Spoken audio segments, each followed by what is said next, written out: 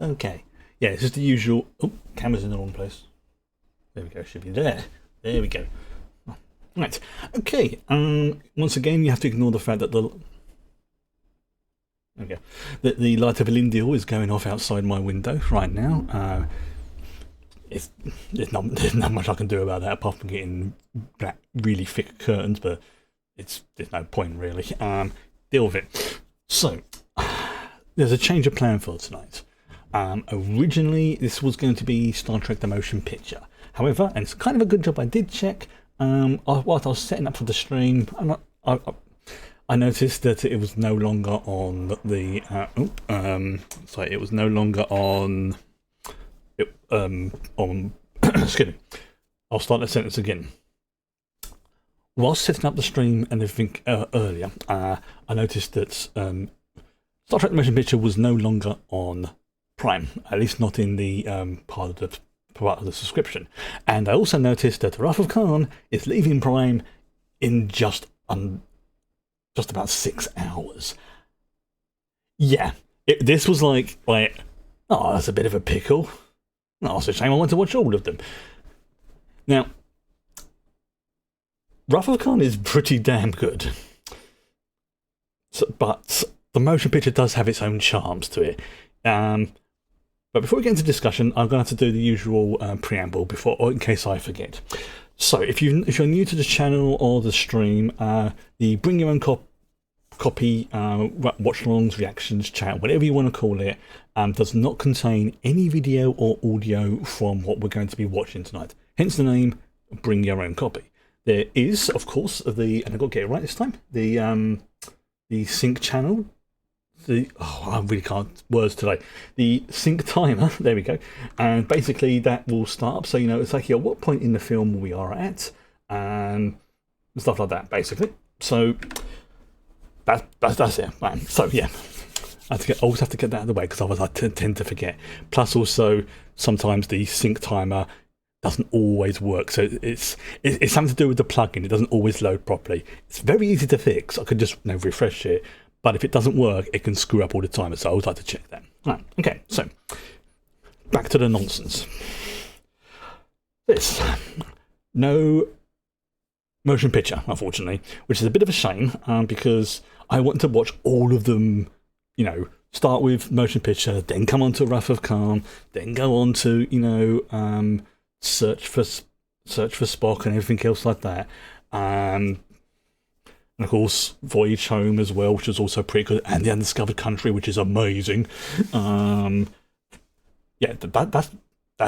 Undiscovered Country has definitely become one of those ones I've appreciated as I've got older. Like, wasn't too great on it as a kid when I first watched it, but as an adult and as I got older, I've definitely come to appreciate it. And Christopher Plummer in it, it's amazing.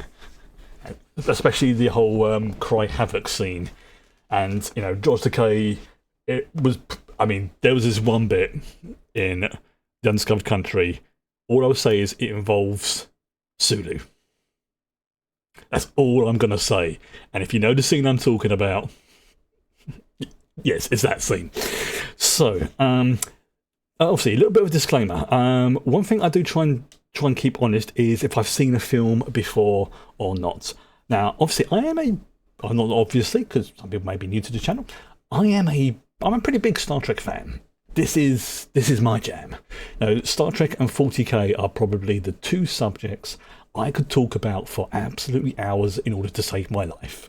The whole thing, like, you need to keep talking practically non-stop for an hour on any topic of your choice, or you get killed sort of meme. Yeah, this is one of them.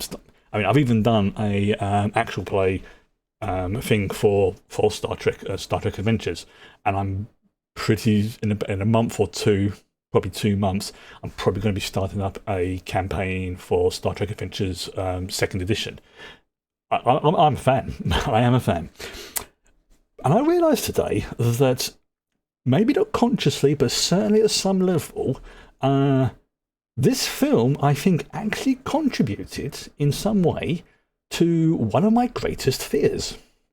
Now, I have to disclose this because there is a scene in this which is if you're young, and this came out in 1982, so I would have been about 6, maybe 7 when I watched it. Yeah, there's a particular scene which is rather unpleasant. Now, it's not graphic, but it is enough to sort of, when you're young with an overactive imagination, yeah, you'll know this when the scene comes out, because I'll be going, nope, can't watch, or I'll be going, basically there will definitely be an odd expression on my face. Now, I'm not saying it definitely was the cause of my number one fear, but it's the more I think about it, the more I think it's like it added to the pile. So people know, it is basically, I have a major phobia of things going into my head, to the point where a couple of years ago I couldn't even get a dental appointment without being heavily sedated. And even then, apparently under sedation, I was aggressive because I had the fear. That's how deeply rooted it is. Now, we're talking on like a 1 to 10 scale. Up until reasonably recently, this was on a 9.9. Yeah, it's that scene. Now, that bit out of the way, Wrath of Khan is actually a really good film, in my opinion. And someone described it as, especially towards the end, as a submarine film. And I'm like, when I first heard that, I'm like, you what? It's not a submarine film. But then the more I thought about it, the more that logic makes sense, especially towards the end. Again, I'm trying to keep things vague so that people who haven't seen it, don't get things spoiled. But I'm also trying to give it just enough of a hint so that those who have seen it know the scene I'm talking about. Like when you think it's told you, it kind of, yeah. That's. Ooh, I'm not gonna read that out loud. Oh yeah, that's. Yeah, that's very understandable. So yes, it's. I definitely think it contributed to my fear, but I was also having a lot of dentals. Oh no, it's fine. It's perfectly fine. That's in one of those categories rather than, you mention that again, I will find you and I will slap you hard category. So that, I think that's a universal moment, kind of thing. Whereas for me, I'm not downplaying what you just said, but as an example, but for me, this was like more like my imagination just going completely freaking bonkers on it, and it contributed to it. But enough about that for now. I can still remember, apart from the unpleasant side, there is some. This is a film that upset a lot of people when it came out. Now, I don't mean because of the scene that's going to make me cringe. I'm talking about the ending. And now, we are way past the statute of limitations for this film, generally speaking. But as I said a few minutes earlier, I'm trying to keep things vague for those who haven't seen it or are watching it themselves later. The ending of this film pissed off a lot of people. And I think you may know why. It's like, this was one of those sort of things that, this was like obviously way before the internet. So for those of you of the right age and who know what I'm talking about, imagine if everything else was the same except that, say, the Wrath of Khan came out, say, I don't know, 6 months ago, for example. Everything else was the same, just the time frame had come out, internet, everything else was the same. Imagine the shitfest the internet would have had for the ending of this film. Now, I can kind of understand why they did it. Plus, it does lead into 2 other good films as well. Specifically, it sets things up, ironically, for an event that happens in the next film, which really upset a lot of people. But then you also set up things for 4, which in my opinion is probably my second favourite Star Trek film. For me, it goes First Contact. I mean, then it goes Voyage Home, Undiscovered Country, and we're talking... It's like, I pretty much consider them to be just as good as each other, just in completely different ways. One is like almost like a comedy, but it's not actively a comedy. No, it just has humorous elements in it, and I actually really like it. It has some good references to things that have... Picard, I think it was season 2, had an amazing reference to something that happened in film 4, which absolutely cracked me up. And they even had the same actor as well, which was just like, oh yes, I very much appreciate that fan service, very much. And then, of course, again, leads into the Undiscovered Country. Then there was... what else? I forget the one that comes after Undiscovered Country. I think it's The Final Frontier, which wasn't bad. Like, it wasn't the best of them, but if somebody comes up to me and says that particular one is their favourite, awesome. I won't agree with them, but it's like, yeah, I try not to piss on people's cornflakes when it comes to things that they like, especially if it's in the whole genre of things that I like. Final Frontier was 5, Undiscovered was 6. There we go. I think because I saw those reasonably close together, which I know they weren't out at the same time, but I went through a phase, I can remember now, and I kind of regretted this now, where I just wouldn't watch, Star Trek at all. I don't even know why. But then when, I can remember when Undiscovered came out, Final Frontier, I think was on the telly, like reasonably close to doing it. So I can remember watching that. And then not long after going to see Undiscovered Country. And again, at the time, I preferred Final Frontier, wasn't that great fan of Undiscovered. But again, as I got older, I think Final Fantasy stayed as it was in terms of my mental chart. But freaking hell, Undiscovered just got better and better. It's a great film. It's like a real sort of, almost like spy era, type thriller. It is a thriller. It's perfect Star Trek in my opinion. Like old style Star Trek. Now, Generations wasn't bad. Generations, I think, was good. Especially one particular sequence in Generations. But what really, really, sort of confirmed to me 1000% that I was a Star Trek fan was First Contact. I can still to this day remember going into the cinema to see First Contact. It was like, I think my sister was taking me or something, I can't remember. And she's like, that's great, you know what? Hey, I don't have to pay for the tickets, I'll go and watch it. And I'm just watching it, First Contact coming up and being like, oh. No, it was slightly before that. Okay, slight variation. I just remember because I remember seeing the trailer, and it was that trailer that got me interested in it. And just when they turn around and they say, they go through the vortex, and Data just, in his matter-of-fact voice, just goes, Earth population, 9 billion. All Borg. I think that was the moment that my brain just went, you like the Borg? Yeah. There's going to be a film about them. Oh. So yeah, that was definitely the moment that 100% in my brain was just like, yep, there we go. That's a bit of your core personality unlocked.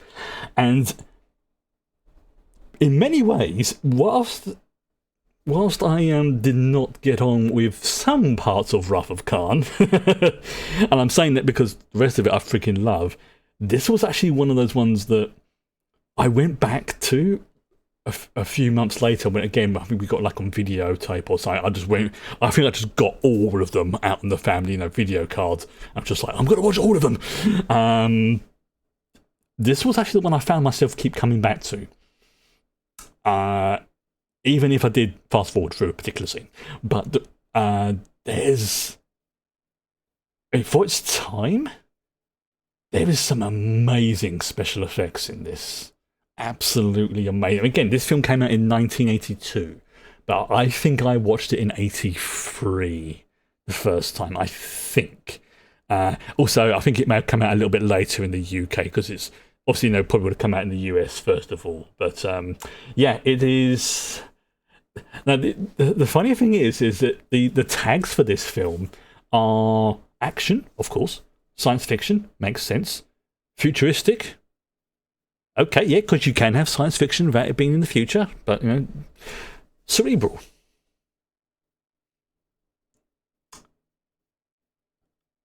And again, yeah, old style naval combat, yes, and that is what going back to what somebody said to me about the end of this film being very much like a submarine film.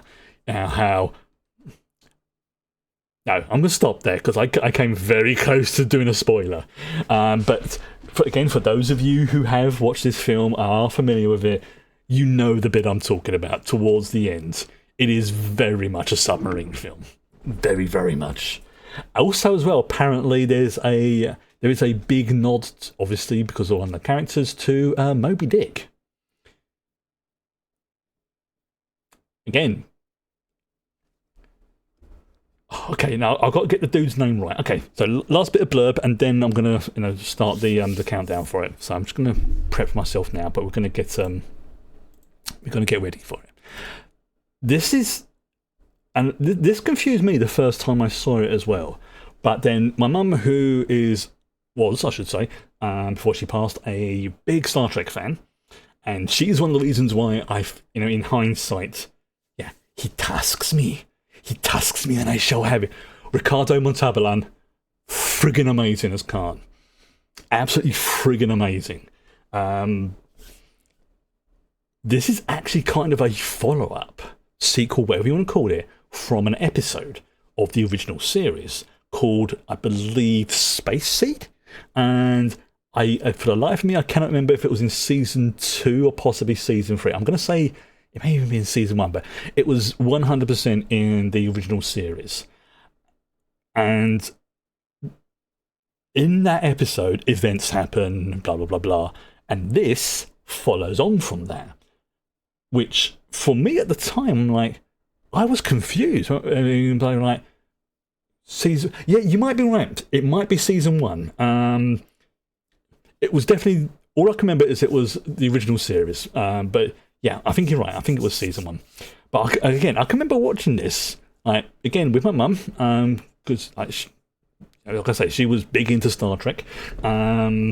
Season 1, episode 22. Excellent, thank you. And yeah, and she was telling me, it's like, yeah, this was one of the reasons why she wanted to watch it, was because she watched the original episode with Space Seed, obviously. And I'm not going to say it now. Yeah, she probably had a little bit of a celeb crush on Ricardo, which is fair enough. I understand that. But also, she basically sort of like explained to me, it's like, yeah, this is something he did in the original series, and at the time that blew my freaking mind that they could make a follow-up for an episode, because obviously I knew that they could make sequel episodes, storyline stuff like that, but to take the follow-up and make it into a film, that was just like mind blown. Because I was probably about maybe like 6, maybe 7 when I first saw it, and it was just like the entire concept of expanding the universe from an episode was just like, and I can still remember thinking, it's like, yeah, now you can understand why the original Star Trek film was such a big deal when it first came out, because this was the first time that a lot of people, especially like that generation, had seen something that was watched on the small screen go onto the big screen. Now, this is not necessarily the only time this has happened in any way, shape or form, but for many sci-fi fans, this had never happened before. Something that was like, boom, and suddenly you're seeing the Enterprise on the big screen. Freaking amazing. Absolutely amazing. And to this day, Even though, as I say, she's no longer with us, I am eternally grateful to my mother for introducing me to Star Trek, because it has been a big part of my life. So, I'm going to get yourselves ready. I'm going to do a 5-second lead in to start the episode. Now, sometimes I say to people, you may want to turn on the captions. I will personally be turning the captions on, especially I found for older films, because sometimes the audio balancing can make some of the dialogue a bit what do you call it, like a bit overblown, or if there's like explosions going on a character says something, you can't always make out what they're saying. It's not so much of a problem with the newer films, but specifically some of the older ones, that can sometimes be an issue. Now, you don't have to do it. It's just a personal recommendation. Okay. Right, so here we go. Oh yes, the little blurb that's come up on the screen for me has said that Space Seed came out in 1967. And the original animated series, which had previously revisited other episodes of Star Trek, which started in 1966, 1973 was when the original animated series came out. And that is what led to Lower Decks eventually. Took quite a few years, but it did that. Okay. Excuse me, I have a burp coming. I do apologise. Oh, here we go. Yeah. This is the first time a feature film was made as a sequel to a specific television series episode. Yeah. So you can imagine why this had such a big deal for a lot of people. The animated series... Oh, the animated series. I'm not going to say anything about that. All I will say is, before we start, well, now this thought's popped into my head, I've got to get it out of my head.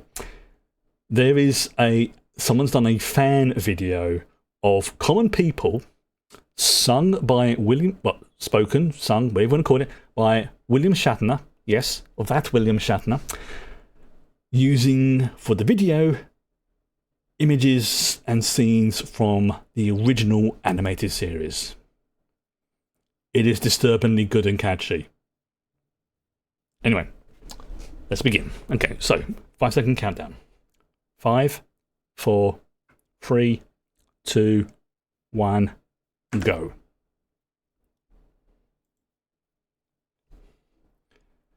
Flashing images, violence, foul language.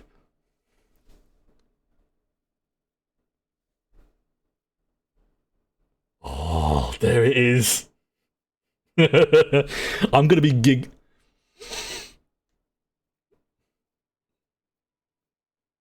That is freaking iconic. Can you imagine being in the cinema? This is like you hearing this for the first time. This is like, going to the cinema and seeing, the Star Wars stuff happening, like the scroll. It's that kind of level of, oh.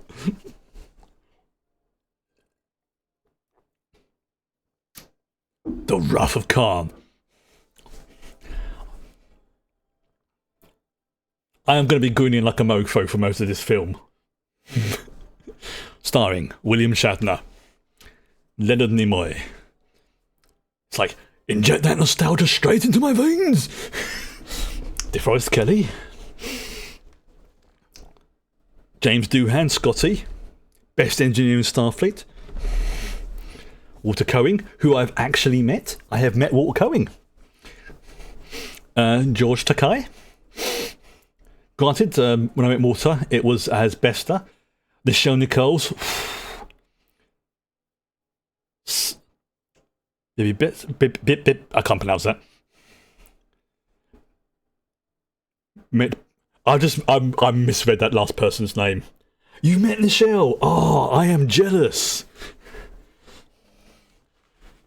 Kirstie Alley as Savick. Yes, they changed the actress to Savick between this film and the next one. Ricardo Montalban as Khan. Yes, remember, you can't say it as Khan, you have to say it as Khan. Gene Roddenberry. James Horner. Bravo for your music. But yeah, Yeah, I'm all right. Yes, I am jealous of how you getting to admit Michelle. But yeah, I mean, for its times, you had autograph 8x10 of her in her mirror uniform leaning on Mirror Sulu's shoulder. Oh, was that the one when? Oh no, it was when Sulu was like his brain went wibbly or something, and he's like and then Sulu turns to Uhura and goes, "I shall protect you, fair maiden," and she just turns around and goes, "Well, that's wrong on both counts." It's like that took me a long time to get that joke. Yes, the distraction scene in the 23rd century. Who's I freaking love the Star Trek. Even the original series stuff has its own charm, and the new ones as well. But it's fine to have preferences. It's when you start shitting on other people's preferences that things go, yeah. Sulu!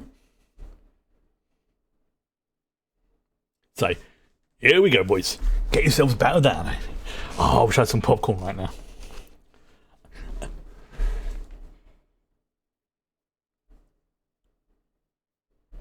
The Kobayashi Maru. Yeah, as I say, I'm going to be grinning and laughing a lot. It's like, random doctor on the bridge. Spock. I love, was it the episode of, I think it's Deep Space Nine, where they go back in time to the original series era, and Cisco's talking to Dax and going, "That's one attractive person," and then Dax just goes, "Yes, Spock is." You're like, wait, what?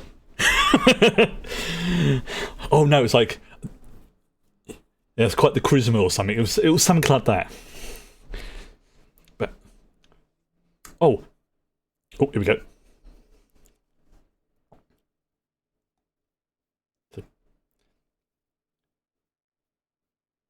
Kobayashi Maru. That thing's infamous, but it is a staple part of Star Trek lore.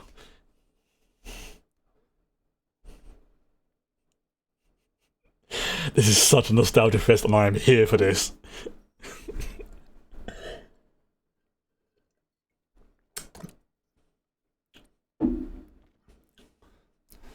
Say, for an early 80s film, this is really well done.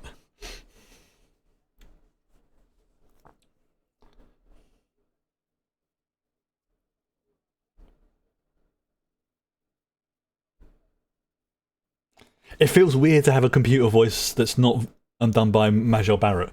It feels weird and wrong.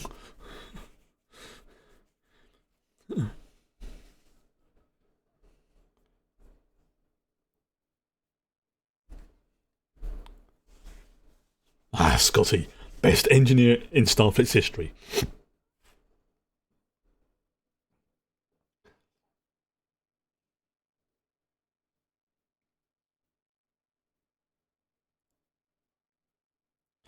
Now, I know some people have said, it's like, oh, wouldn't the inertial dampeners go for anything? It's like, well, that's not what the inertial dampeners are for.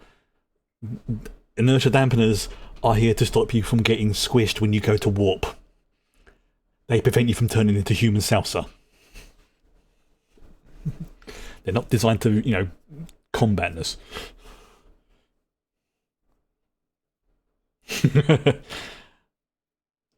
That's such a cool scene.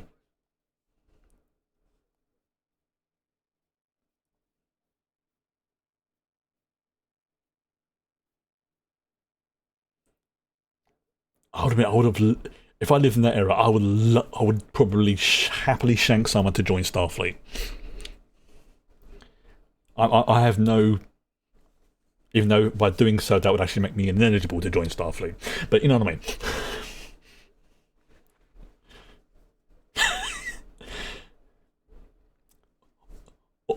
Also, I have got to say, these three are iconic.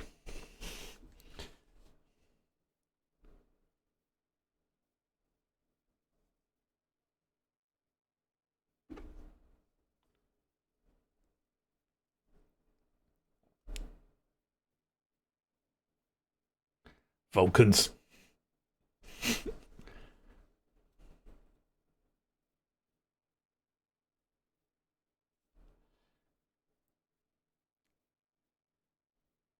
For a Vulcan, she's pissed at herself.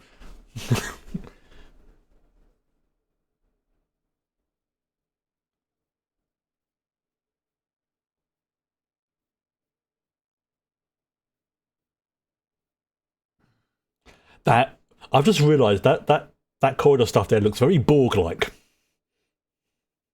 I know it's not because the Borg hadn't been created at this point, but still.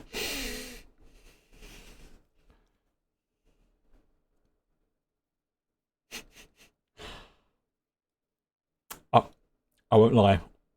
When Leonard Nimoy passed, there had been quite a few celebrity deaths that year, but out of all of them, his hit me the hardest.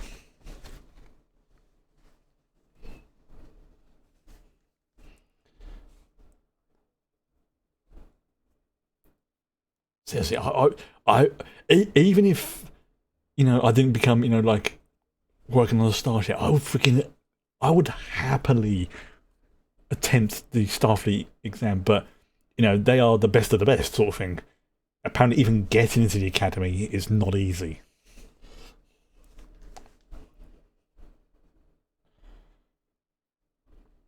Also, as well, I will say in advance that keeping in mind that when these films were made, there was a lot of gratuitous space smut in these films, especially when it comes to the starships. Which essentially what's one sequence in the motion picture essentially was basically space smut, just the flyby of the Enterprise. It goes on for something like 5 minutes, but this was like the first time the Enterprise had been seen on the big screen, so they just went, you know what? Let's do a bit of fan service here and give the folks what they want. And I'm freaking here for it. To this day, I am still pissed that when I went to Vegas many, many years ago, the Star Trek exhibition, which had the models used in these films, not replicas, the actual models, closed down 2 weeks before I got there.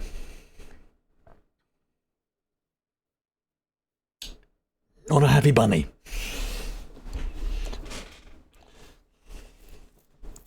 It's like, that's good shit.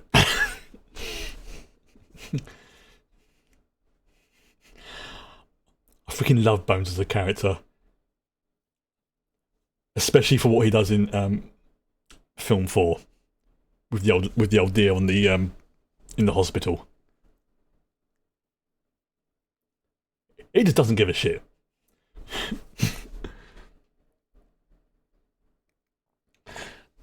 Was it somebody describes Kirk, Spock, and McCoy as the heart, the mind, and the soul? And I agree with that.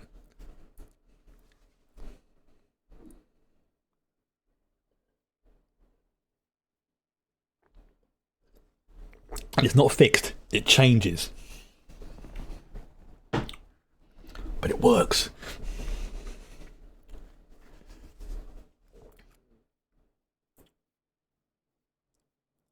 Also, a lot of people don't realise that DeForest Kelly was actually in the first episode of Next Generation.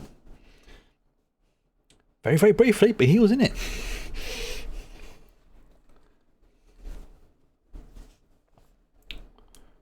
As McCoy.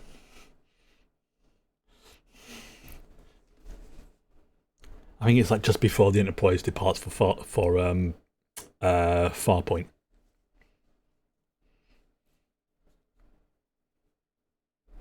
Like I said, I can talk about Star Trek a lot. I make look at that. That's just. I mean, that's not the Enterprise. That's the Reliant. But that is a good, because that is an actual model. Like they did.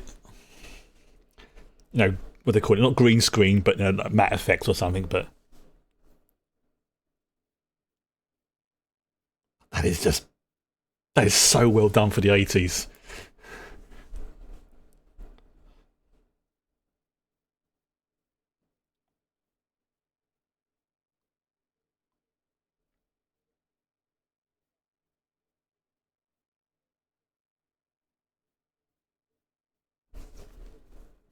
Excuse me.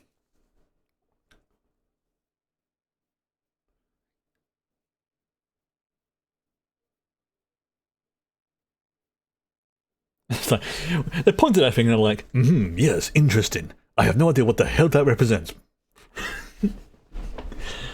But, it's like when Spock, in the original series, when he looks into his little viewfinder. Why? In universe? Why? Out of universe? It looks good.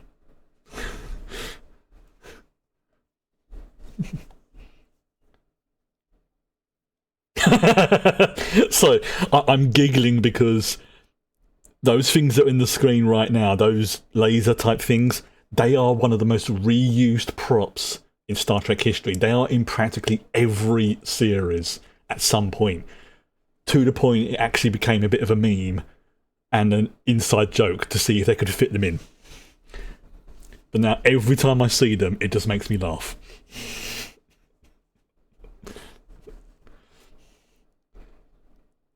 Sometimes they're a different colour, sometimes they're like up on the wall, sometimes they're flat, but in every series,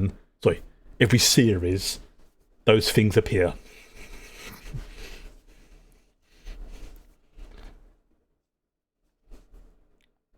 Yeah, no wonder.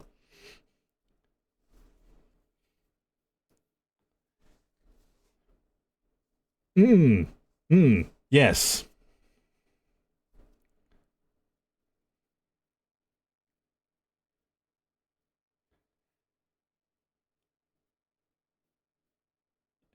Yeah. Now, that was another thing that got people going, wait, what?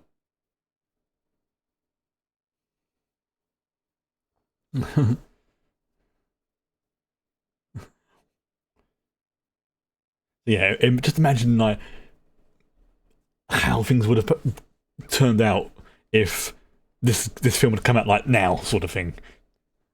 Like,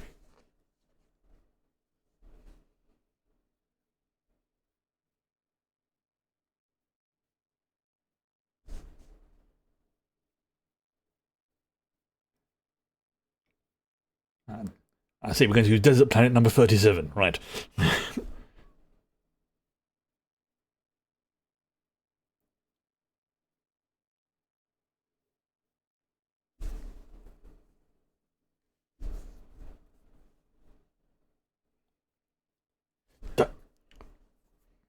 I know, I think, was it Alien was the first to do it, but that whole motion tracker beeping thing, like sound, has become so iconic with shit's about to go down.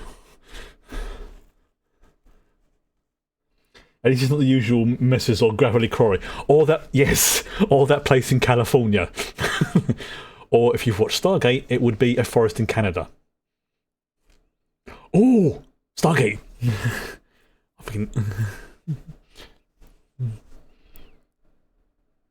Yeah, that beeping, getting faster and faster and faster. It's such an iconic sound that it's like, I don't know. There's like an entire generation that when we hear that, we start panicking. We've been conditioned. Like, wait a minute, what's this?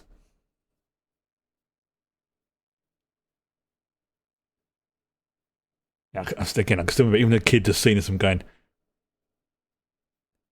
this is not nice. Movement, signals clean, range 20 meters. Yeah, that's impossible. They're inside the room.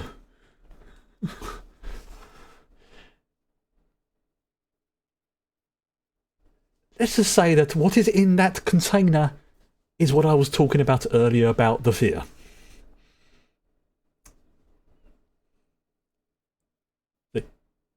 Moby Dick. Whenever you've got villains who know and quote Shakespeare, that's when things get good. Me bay. Like the music cue as well. It's like Chekhov just shit himself. Now, here's a fun fact. In the episode, actually, I'll wait a second. I'll wait until after this scene because it's important. I almost said a spoiler then.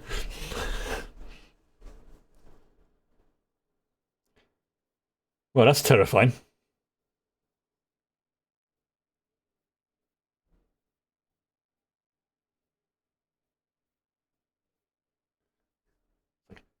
The view screen is stuck on the same image. I know I shouldn't rip into it, but I do like this film. It's just me being a bit cheeky.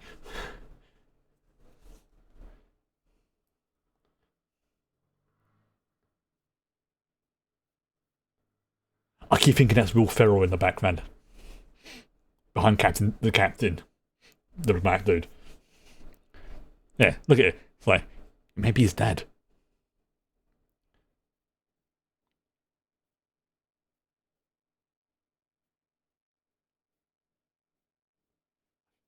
Very Mad Max, isn't it?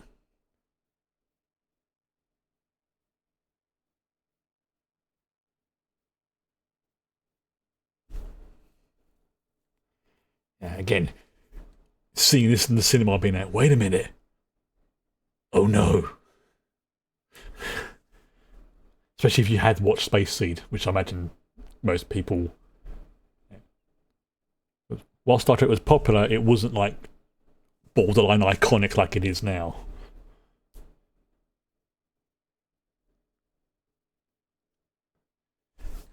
Here's what I was going to say a few minutes earlier. In Space Seed, he never actually meets Chekhov. So this scene confused a few people.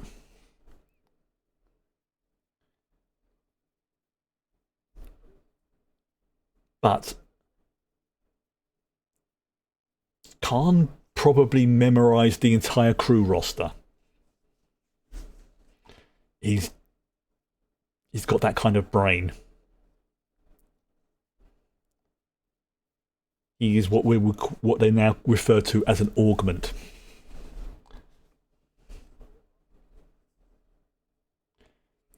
And have you noticed they're all blonde white people?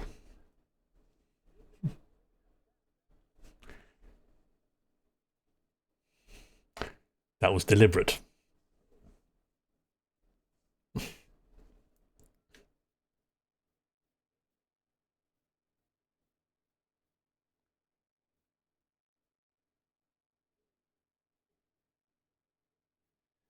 Yeah. No.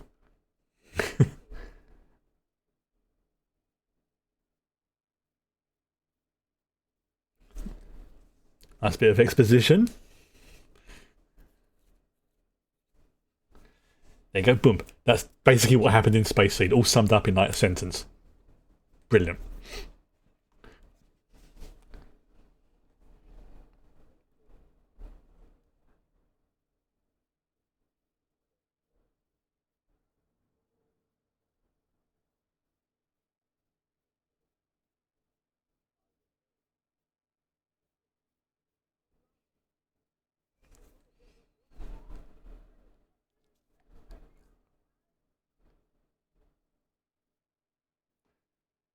Hmm.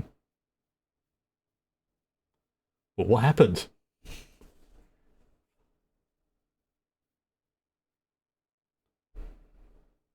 Well, that's a pickle.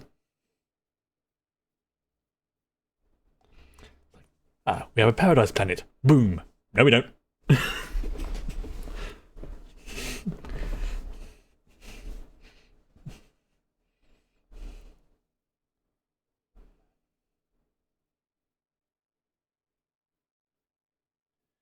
Yeah.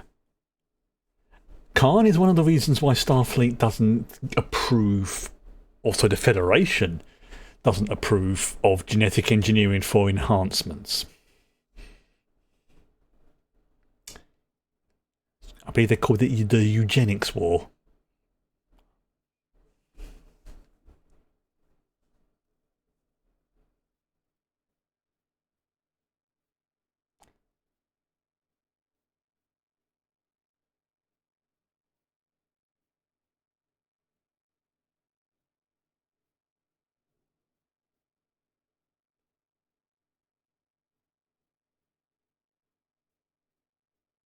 Hmm. Yeah, he is very smart.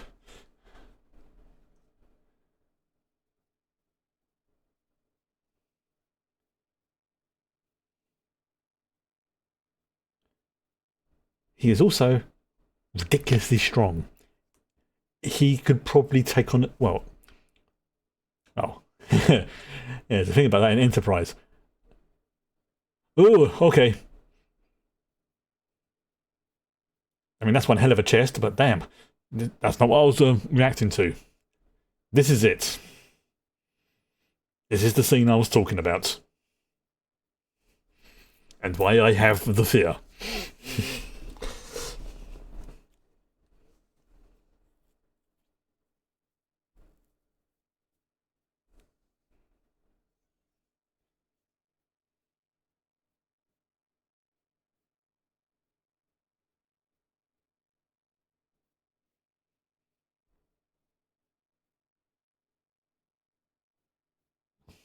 Keep in mind how big that thing is.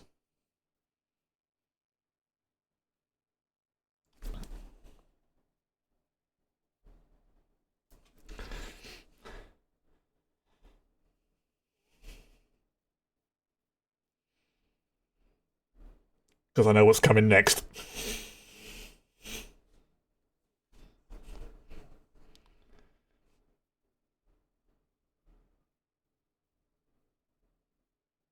Nope.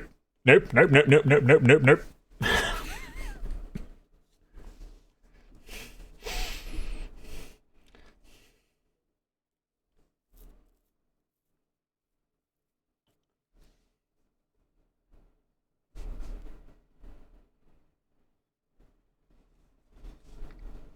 Again, I know what's coming next. It's not particularly graphic, but this is like a core memory kind of thing.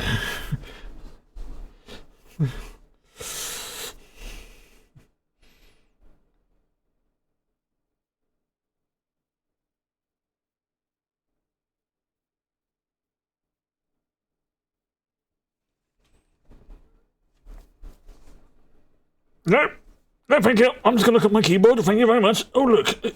Yep. No, no, thank you. No, thank you very much. No, no, no, no, no.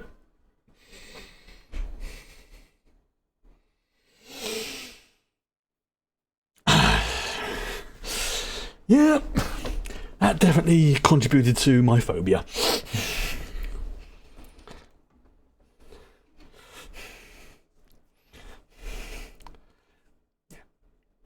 Like I said, I was about 6 or 7 when I saw this.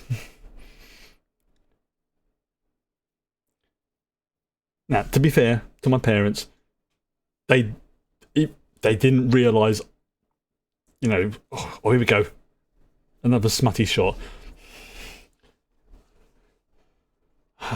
That's it. Oh, that ship porn. I believe that was it, the Constitution class.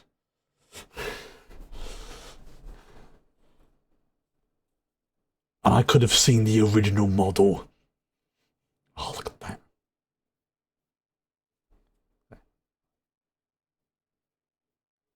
See, I'd be with Sulu on that one and be like, beautiful ship. I mean, seeing this on the big screen would just be like,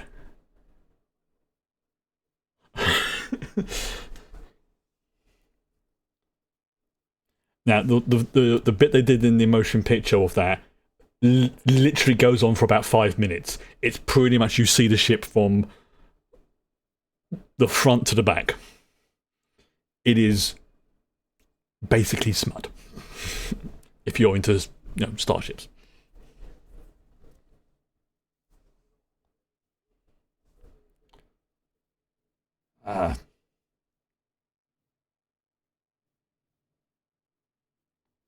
It is glorious is an understatement. Now this I can remember because this was the first time I had seen Scotty on the big screen like this, and the way he's got his moustache and hair there at the time looks very similar to how my dad had it. And there was a brief moment where I went, "Father, why are you in this film?" And it's like, "No, Chris, no, you're an idiot. That's somebody else." But for a brief moment, considering my brain was still processing the trauma of the previous scene, I legitimately thought my dad was in Star Trek.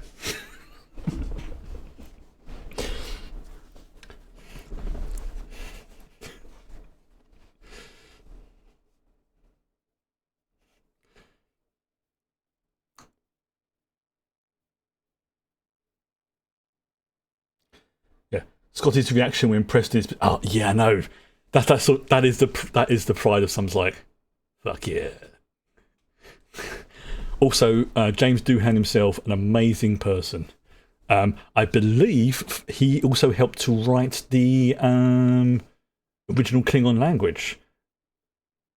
So that's like, yeah. You try and find a bit of dust in my engine room, Kirk. I dare you. Yeah.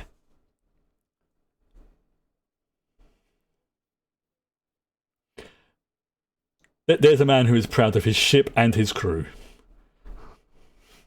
and justifiably so.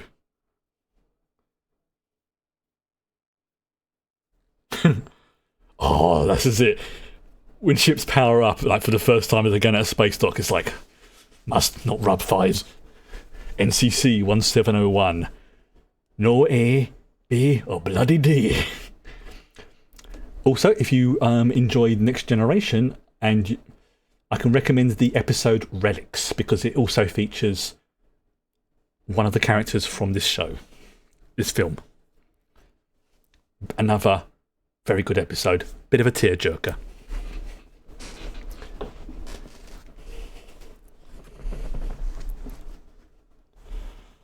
Yeah, there's something about seeing ships powering up, like, to do their thing, that just like, oh yeah. So I know what's coming next. I love this scene. How to watch the captain shit himself. Oh, and this scene is just amazing. Like, I mean, Bones has got one hell of a poker face. Kirk is like, oh god, somebody who's never flown a ship.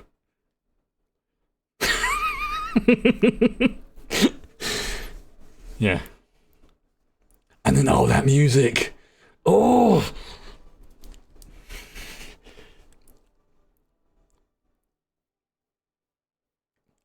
I actually have a tiny miniature model of the original Enterprise. Actually, no, that's not the original Enterprise. Because there was obviously the NX version. Look at that. See? Friggin' space smut.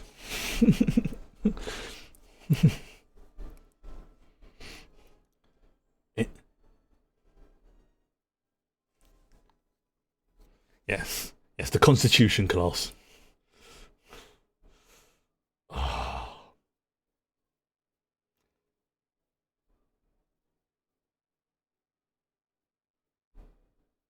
And that's all the modelled as well. Yeah, you have a dinky toy Enterprise from the early 70s. Nice. What was it? When I think it was like Eagle Moss or something before they went bankrupt, they did like a whole thing of like the Star Trek starships. And I have got, I think, all of the Enterprises. With one exception. Although, to be fair, I have that in Star Trek Online. It's the so-called Universe class, or the J class, because to keep it on the same scale would be ridiculous. But from the... Engage! Yep. But yeah, I have all of the Enterprise. I have the Vengeance, I think, as well. I think I even have...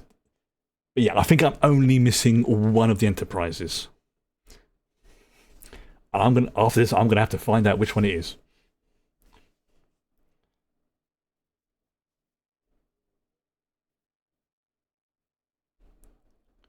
Yeah, those dinky toy ones were great.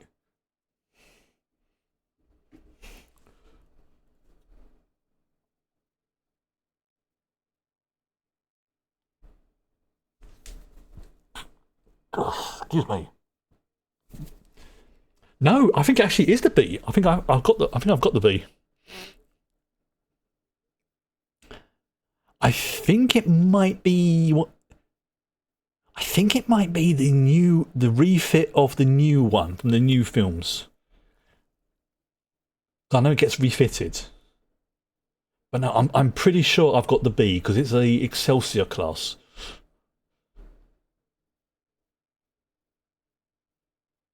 I'm gonna have to find out after this. I'm not gonna do it now, but I'm gonna find out.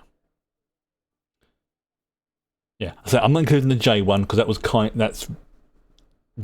would be ridiculous. That would be like the size of my living room. Not kidding.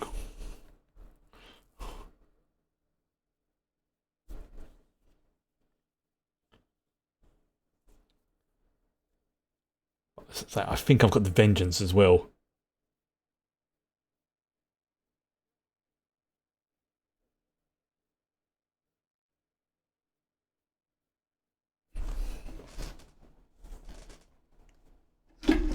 So I just want to check something. Because I've got Star Trek Adventures 2, I want to see if it's got the stat block for the Enterprise in it. Which will be the Constitution class.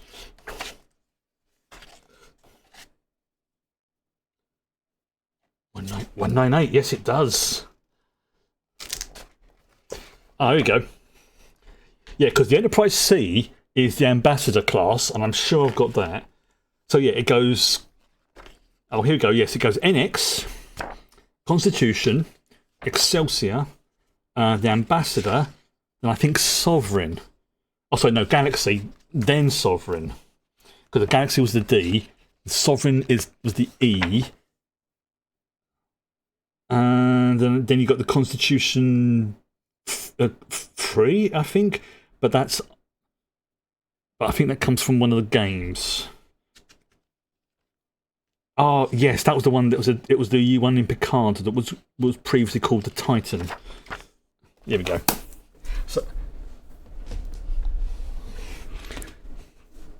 yes. So, the Odyssey F, then upgrade to the Yorktown. Yep.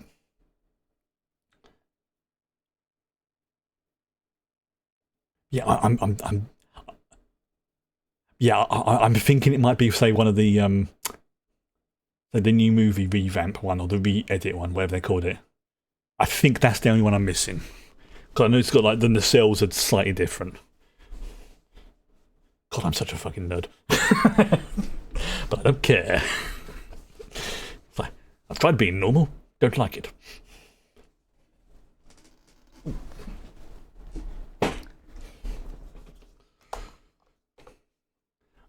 I think I've also got the Vengeance as well.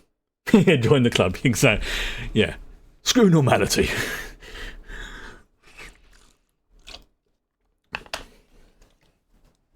Honestly, some of my best friends are what we would call weird people. So screw it. Normal's boring.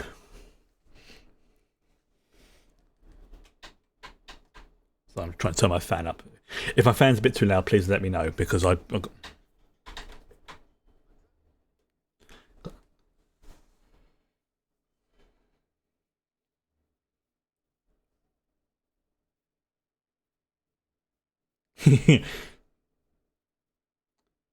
yeah, all that technology and they still get shitty signals.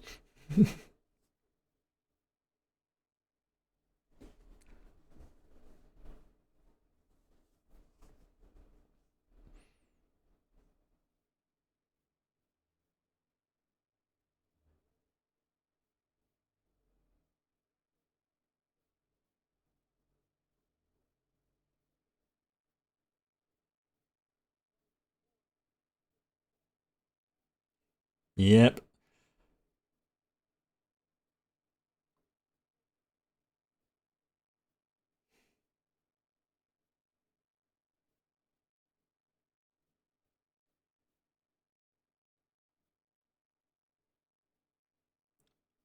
I like how they make it's something you don't appreciate in Next Generation.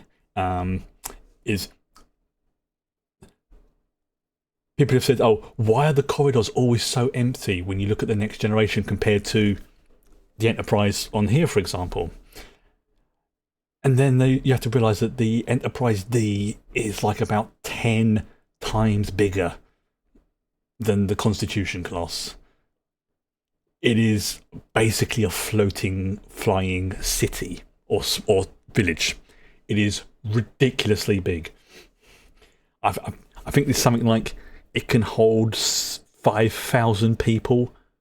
The Enterprise D, more for like evacuation purposes, whereas this Enterprise, it can probably hold maybe maximum 600. Maximum. It's something like that. I can't remember the exact numbers, but it's in that sort of proportion. Like, it's like 10 times the size. It's ridiculous. Many more decks, much bigger. Oh, and also, to be fair, the Enterprise, the original Enterprise, this one, is what do you call it? An exploration vessel, whereas the Galaxy class is like a flagship. You know, I don't want to say omni vessel, but it was designed to allow for anything. You know, science, combat. You know, helping out medically. It was like a small flying city in terms of population, or maybe a large village, whatever you want to call it.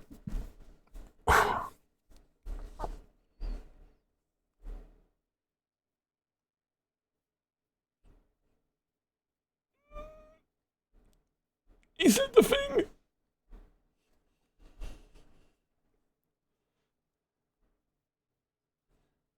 Such an iconic line, that.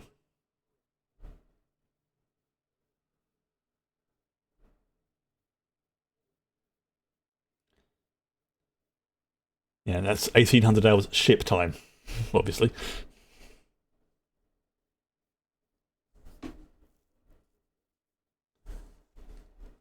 Yes.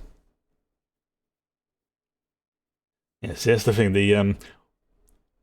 Originally, you're not really supposed to go to warp in a gravity well. Must America in the fan book, we've engaged a board. I think I've actually got that.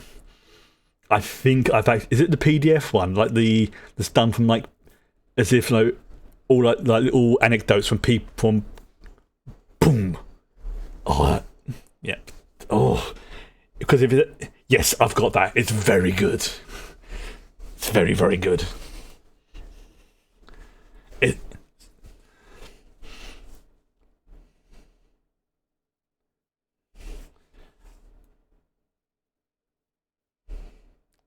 I'm just standing in the background there, like, just reread it. I would love to have that in print, but obviously, you're starting to get into iffy legal territories with that. When you start printing things like that out, PDF, they can probably just about get away with it.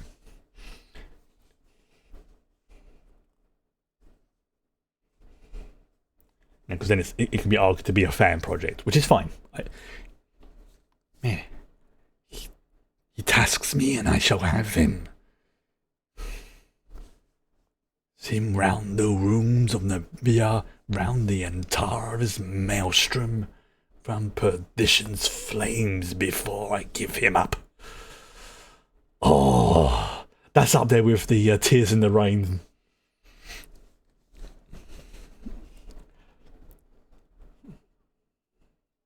Oh, just hearing that again was like, oh yeah. That was good.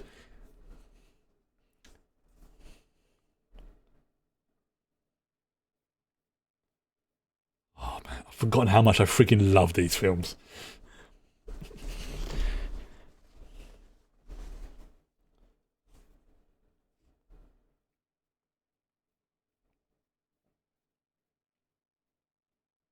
Mm-hmm. It gets a pass because the writers designed the new Wolf 359 Memorial Station. Yeah, that's it. It's one of those. I think if they tried to officially publish it, they would be crossing the line.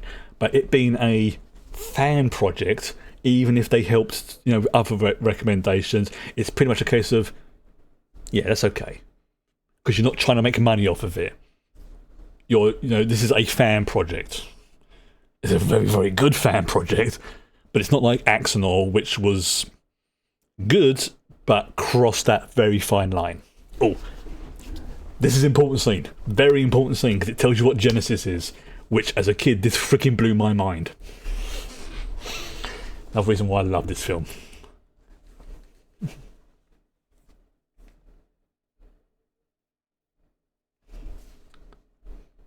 Yeah. It's like, you're not done. No, there's a.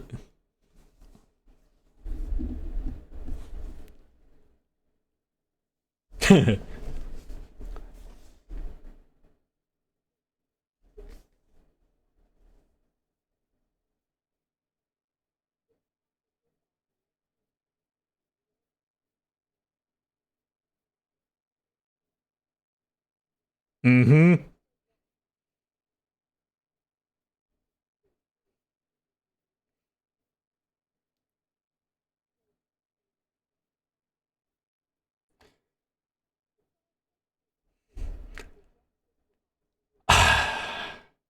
Titan AE.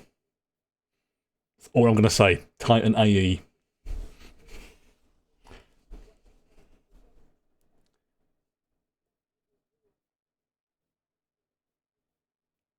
And this is where a lot of the budget for the CGI went. There's this little sequence here.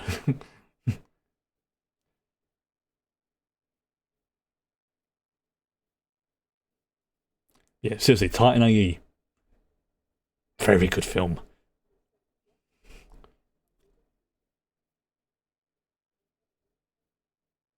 Mm-hmm. Yeah, Spock's eyebrows like, ooh.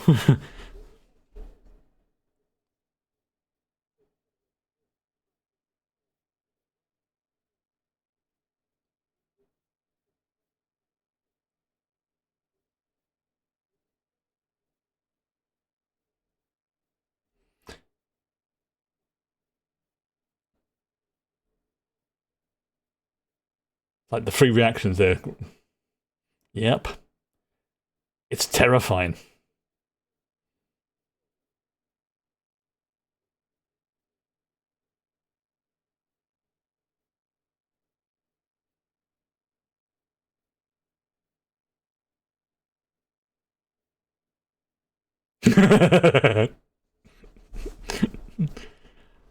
Mm-hmm.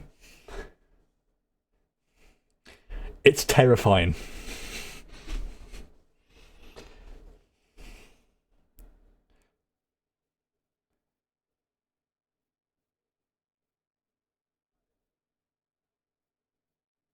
So talk about the mind, the heart, the soul.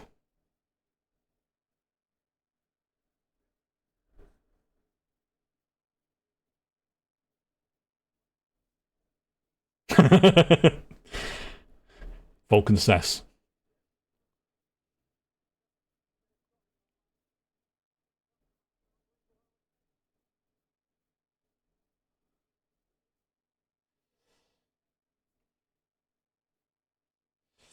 Yeah. Project Genesis. The most dangerous, second most dangerous weapon in Starfleet, in Star Trek's history. And the Federation created it to terraform planets. Now, here's a gold star for anybody who can guess what the first most dangerous creation is. Oh, that is. See what I mean? Like the submarine thing. It's already starting. Oh, that zoom in. Oh, this is definitely pushing all. The monkey brain is very happy right now.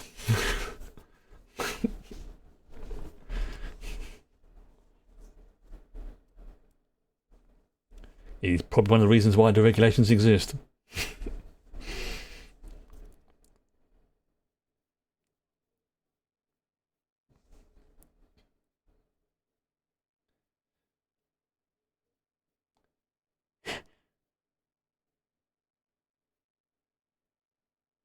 I think I've still got my Star Trek CCG card somewhere as well.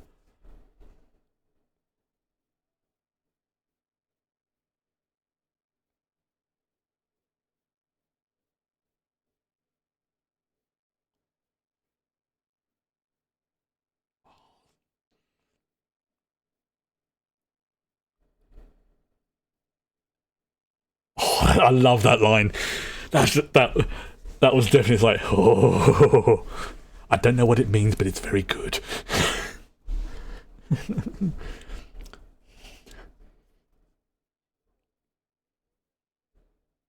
You know what? In a way, I'm kind of in a tiny way, I'm kind of glad we get to watch this one tonight before it goes off of the streaming stuff. Because I think if I had missed it, I would have been very upset. Even though I've got it on DVD, that's beside the point.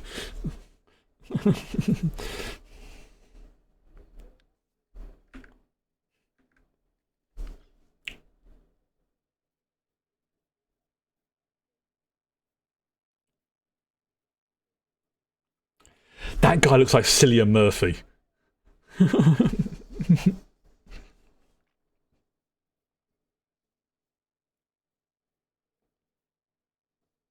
I just like, yeah, yeah. Condition alert brown.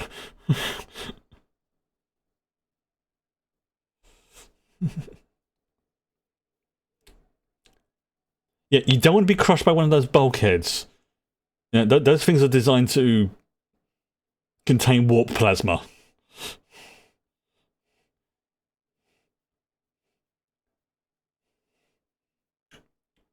Which is like a sort of, I don't know, it's too complicated to explain this quickly, but it's not nice.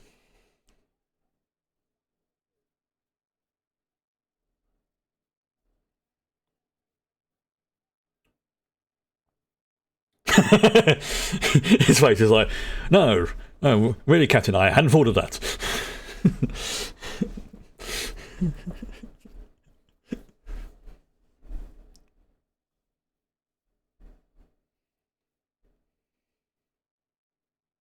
Yep, auxiliary power doesn't have enough juice to get you to warp speed. That's not what it's for.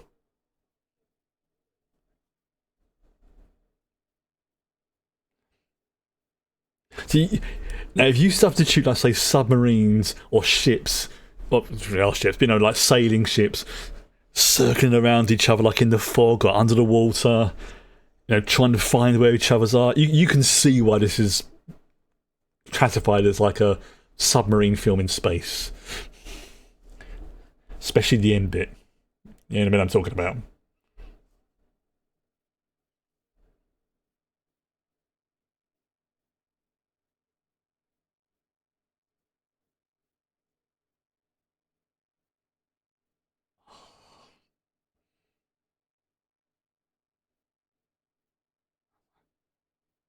He's got you where he wants you. Yep. At the very least, it will stall for time. Kirk is many things, and I have questions about William Shatner himself, but I cannot deny that his portrayal of Kirk is pretty damn good.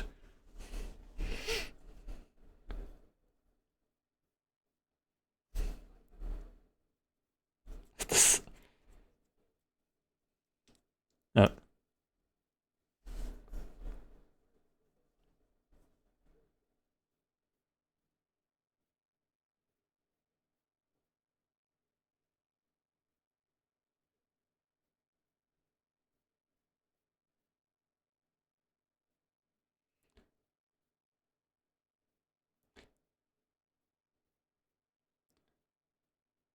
I mean, in a one-on-one fight, the Enterprise would beat the Reliant.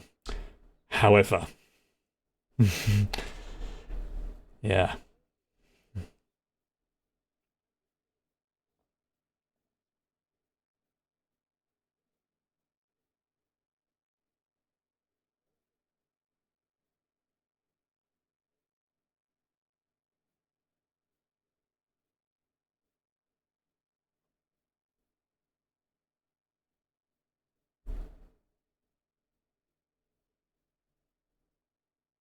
Yeah, because he knows that Kirk is BSing.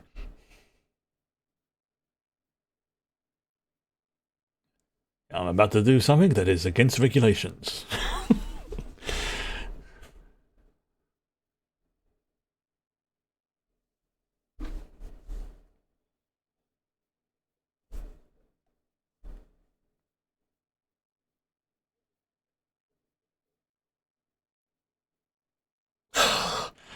even damaged, that is still an incredible looking ship.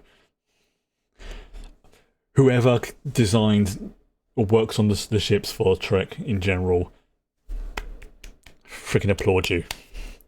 Like I say, it is basically ship smut as far as I'm concerned. The arrogance that comes from him, so well done. Anybody says anything, they'll be demoted back to ensign.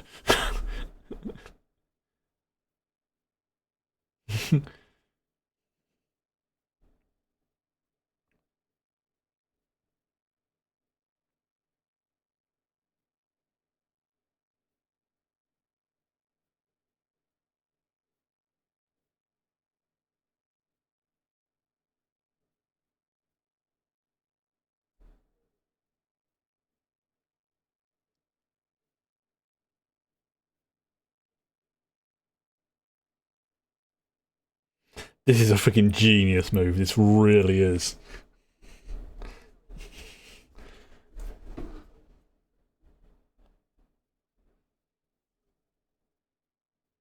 That smirk that goes along with it, I think, is what.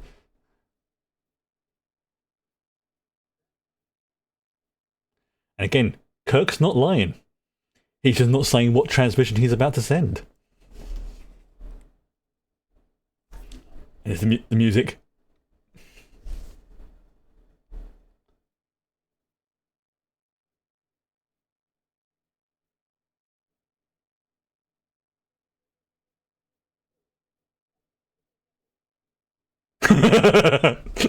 So look, it's like, wait, what?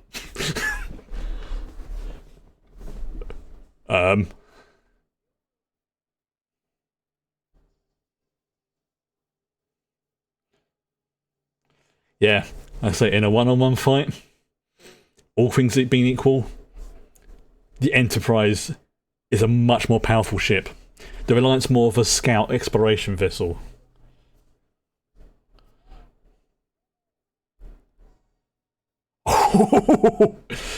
That's like.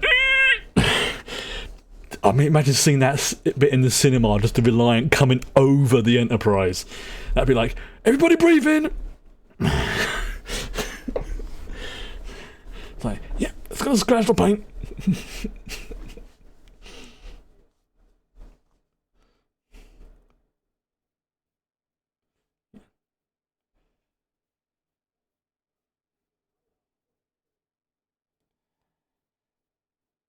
Yeah.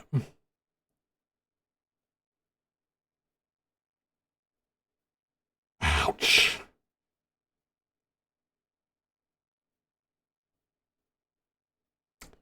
Yeah. Even Spock, who technically doesn't really, he's half human, but he can appreciate it's like, yeah.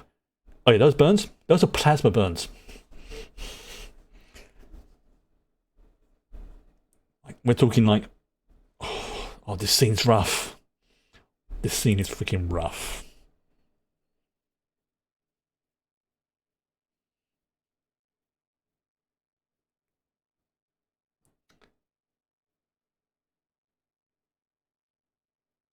Yeah.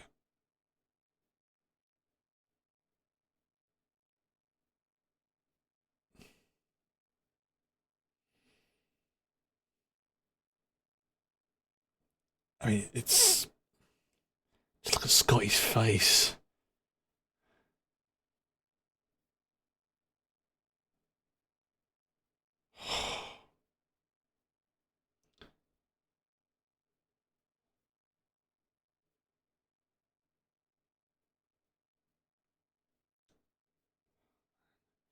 Things what a lot of people don't realise is James Doohan is at this point, he was a war veteran. So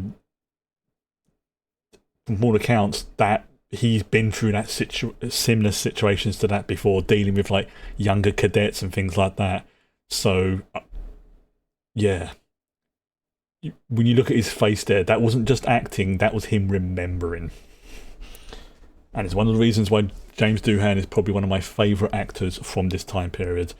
And again, partially because he does look a bit like my dad. So That was one of it, but that scene was just like, it was just so subtle. It wasn't like, him being like, no, or anything like that. No, it was just, you could just tell in his voice and his face that dude was barely holding his shit together.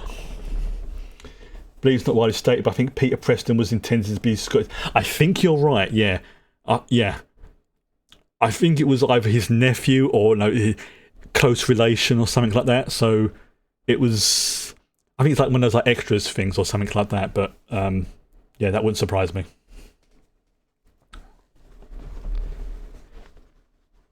Or like, even if not his, his nephew, then like his what do you call it?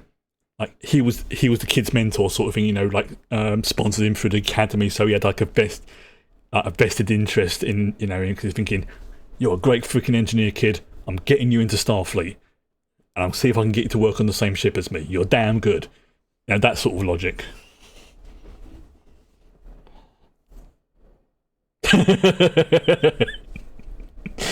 Sulu in the background's like, alright.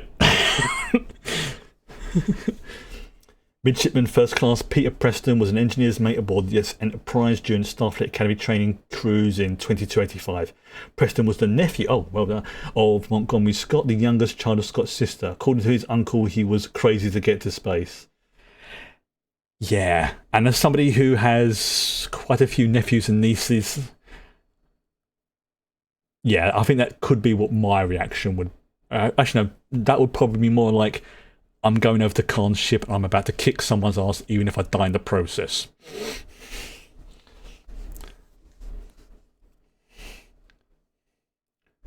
Was that from the wiki? That info. Like, was it Memory Alpha or something? That's generally the legit stuff. Memory Beta is the like, yeah, because what's it? Memory Alpha is the stuff that's shown on the screen, stuff, like the films and the shows. Memory Beta is like the things that it's like adjacent, like some of the like official but stuff sort of thing. And then you've got something else which is like the adjacent and fan works. And then you've got what's it like? It's basically they have different tiers of it, and like the closer you are to it, like the start again. If it's shown on the screen, be it either via film or one of the TV shows, it is considered canon. If it's related, freaking hell, I forgot about that scene. If it's like mentioned in like official tie-in books, like like the novelization of Star Trek: The Wrath of Khan, then it's considered to be beta canon. So it's still kind of, but kind of isn't, sort of thing.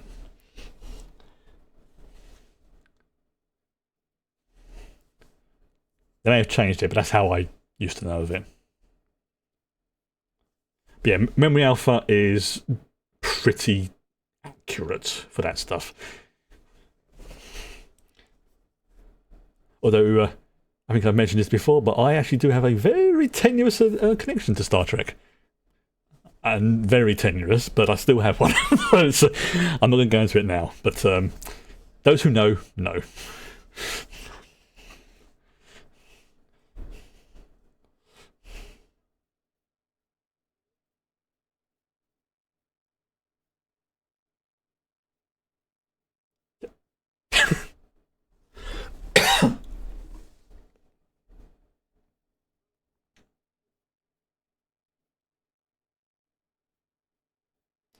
Now, here's an interesting question.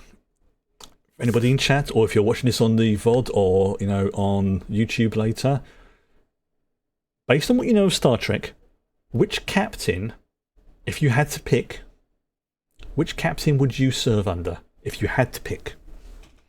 And it could be any captain in Star Trek. It doesn't have to be the main ones, but I am leaning towards the main ones. Surprisingly, mine would be Janeway.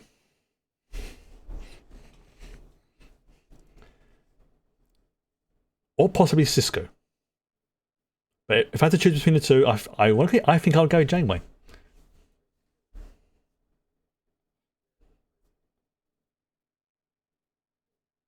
Mainly because if I went with Picard, I'd be terrified of being assimilated by the Borg. And they went through a lot more stuff. You'd have to say Picard. That's very understandable. That's very understandable.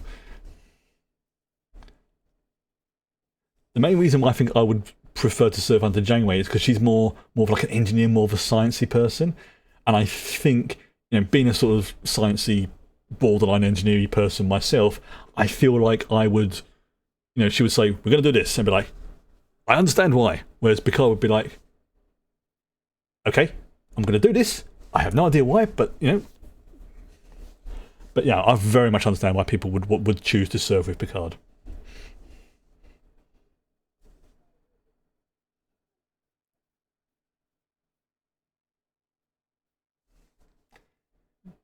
Jamie would definitely rate highly. Yeah. Although, having said that, statistically speaking, being on Voyager would be a lot more dangerous than being on the Enterprise D.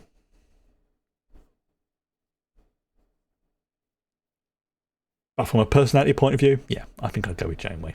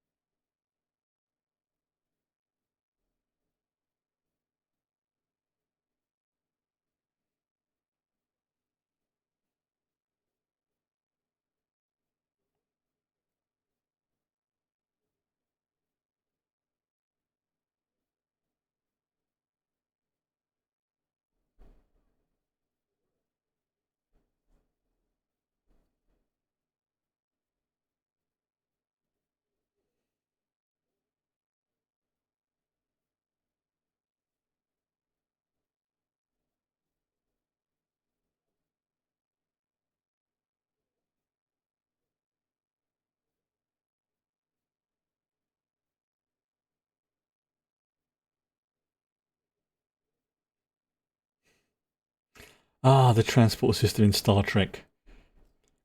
Created so they wouldn't have to show shuttle landings and save money. That's literally why it was created and added to the show. So they didn't have to show landing sequences. Absolutely freaking genius, and has become one of the most iconic things from Star Trek. And has resulted in many shenanigans. But yeah, freaking genius move. Well, we could either spend, $10,000 per episode on showing a shuttle landing, or $5 on a swipe effect.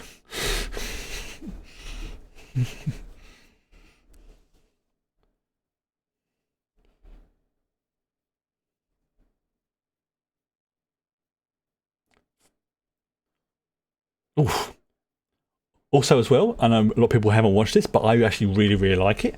If you ever get the chance, I can, swirly tinsel, so ooh, the Orville. The Orville is a very good Star Trek, but not Star Trek show.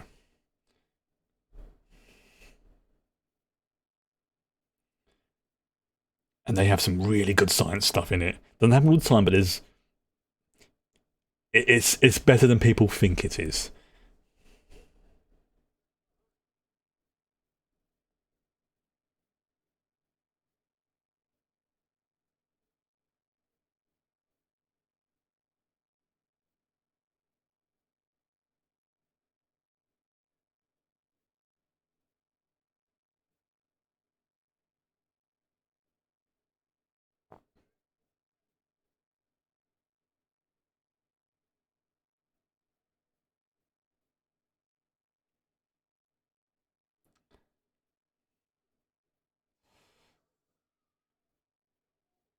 Phasers, basically tools.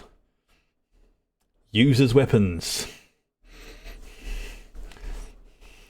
Seriously, phasers can be really used as tools. Hence the whole set phaser to left the oven on at home. Who did that sketch?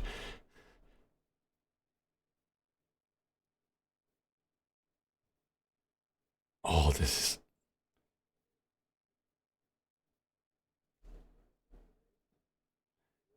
Yep, he's.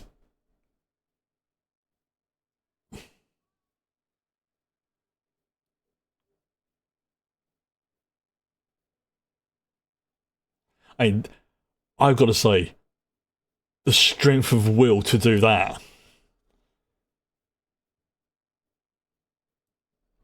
You know, to fight through that basically brainwashing and conditioning, and to turn the weapon on yourself. That is incredible strength of will. Yeah. Oh yeah, I forgot about that scene. Yeah. No, no, thank you.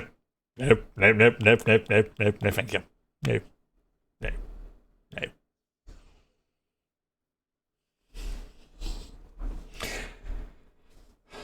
Oddly, it doesn't freak me out so much when it comes out. It's the going in bit that freaks me out, if you pardon the expression. Oh, oh, here it comes. The iconic scene. Here it comes.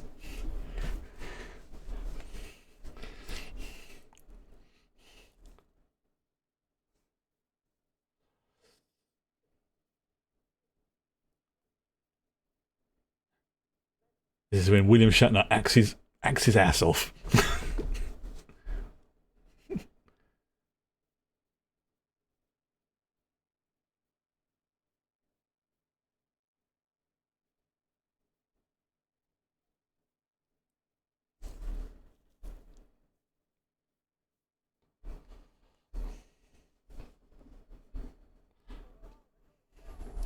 Yeah, you don't want to be half beamed up. That's going to be unpleasant.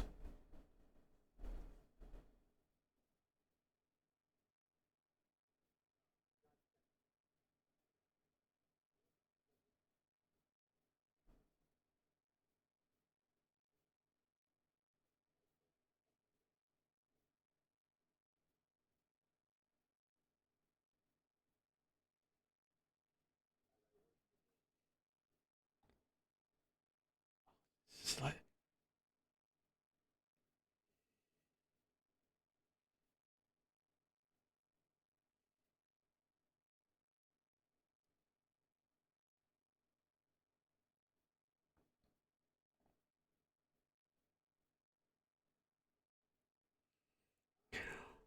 there it is. There's the scene.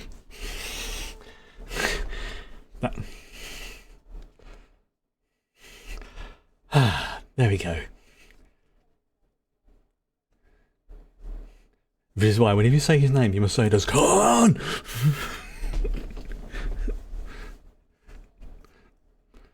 It is. It is. It is iconic. This film is full of iconic moments, but that is the moment practically everybody thinks of when you mention Wrath of Khan. Immediately, it's just like, Khan. It's also. I mean, like these days, as I said, if it come out now, I mean, it already is, but that would be the memed scene the most.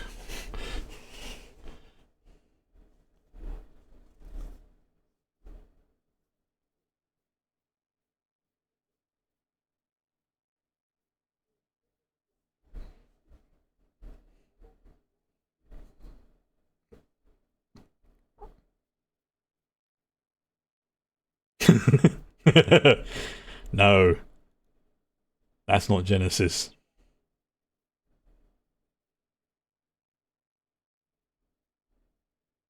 That's just a landing bay.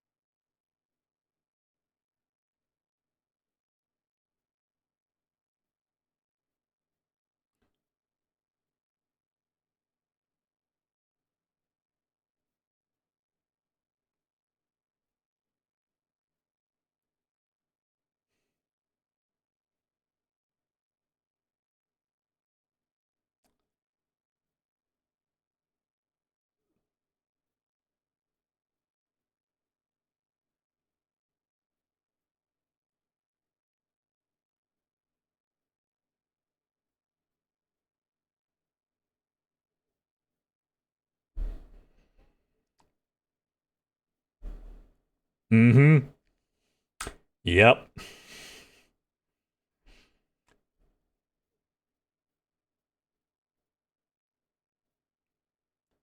Mm-hmm. Until she said that last line, people were like, What? Wait, what? Oh.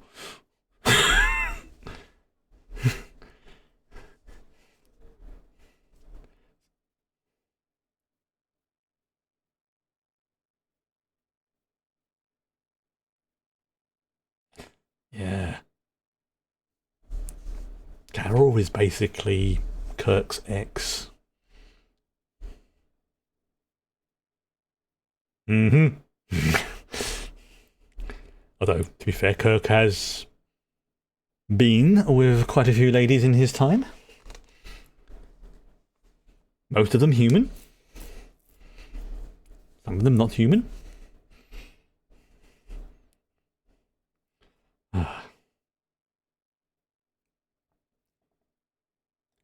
Yeah. If you get a chance to watch The Orville, can thoroughly recommend it. Basically, Seth MacFarlane, who had starred on an episode, I think, of Voyager, and this was before, they brought out like Picard and Lower Decks, were like, I want there to be a new Star Trek film. I will help fund it. Just give me the rights to it. And they went, no. All right, screw you. I'll make my own show. It's basically Star Trek with the serial numbers filed off. Fortunately, a lot of people didn't give it the chance it deserved when it first came out because they thought it was going to be a comedy show. It's like, no. It is a sci-fi show with occasional bits of comedy. And it also has, they do some good science. Especially there's one bit where they do a bit of time travel stuff and do with light speed. Freaking blew my mind that they got the details right. Yeah, there's a look of someone's like, yeah.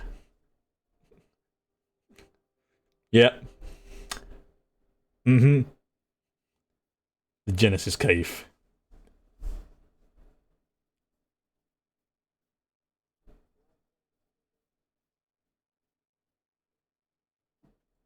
It's a terraforming device / weapon.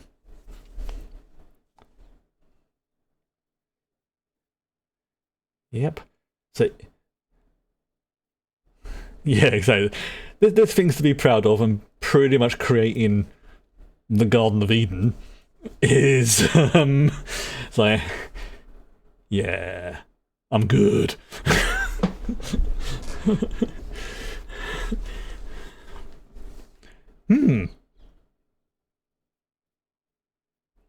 Where's the Enterprise? Hmm.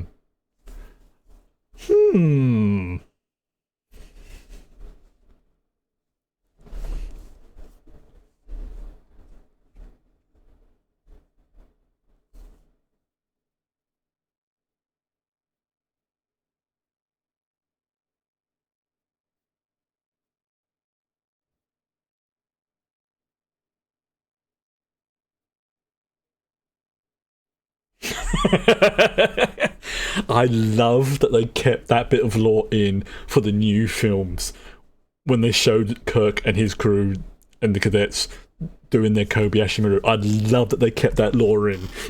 That Kirk basically cheated.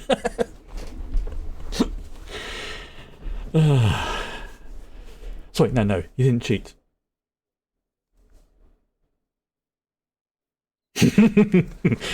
Immediately, Scott Bones knew what was going on.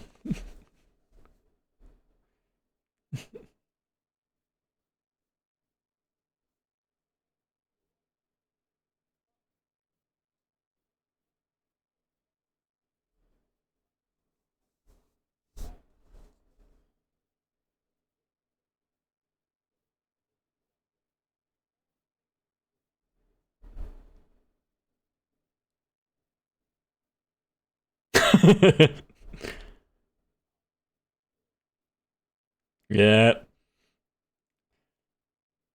And that's why Spock is probably one of the most competent captains in Starfleet, because he has the Vulcan logic combined with human imagination, for want of a better term. Yeah. Whereas I think Kirk is probably the most effective captain in at this point in Starfleet's history, I would say that Spock is probably the most competent, to the point where he realizes, yeah, it's better if I'm not captain. He works better as an advisor / science officer. Ah, yes. Mm-hmm. The Mutara Nebula.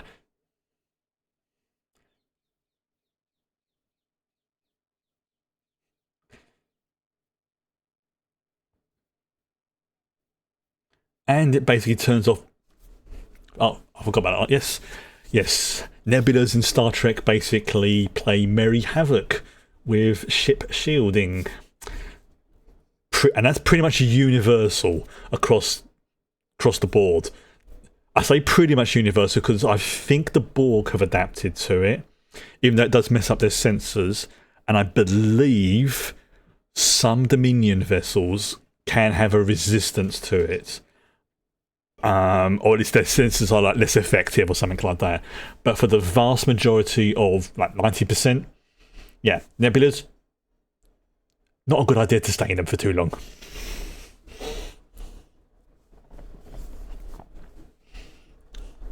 Although I'll admit, it's been a while since I've looked into that. The funny thing is, I mentioned earlier, in a couple of months I'm going to be starting up a Star Trek 2 campaign. This, for me, is research.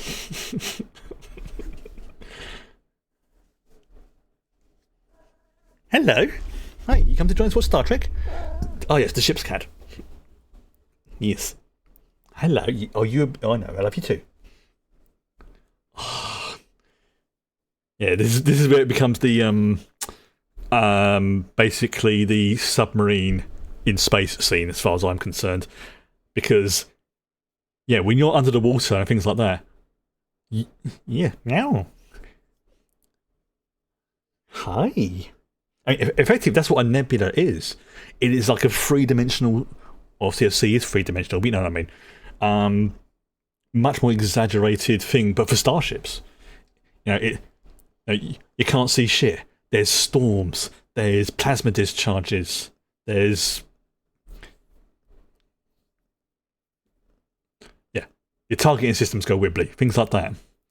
So you'd have to use like depth charges and that sort of thing. Hey, you're being all affectionate again, aren't you? Oh, that's what. Oh, that's why. Because it's 7:45. Okay, that's why. This for you is bedtime, isn't it? Okay, good girl.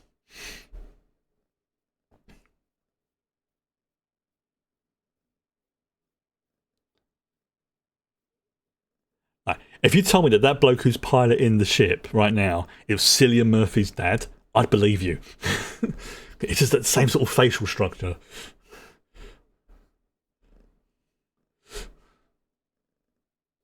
Also, it's the eyes as well. His face.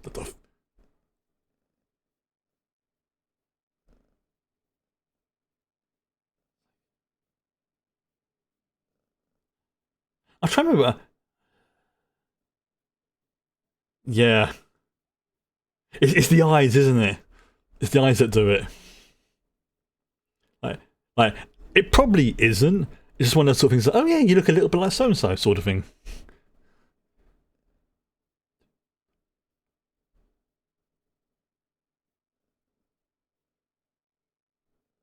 Oh. Silent run. Right, remember, everyone lean to the left.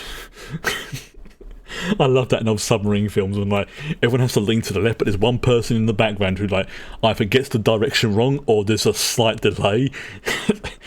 Obviously, oh, look at it.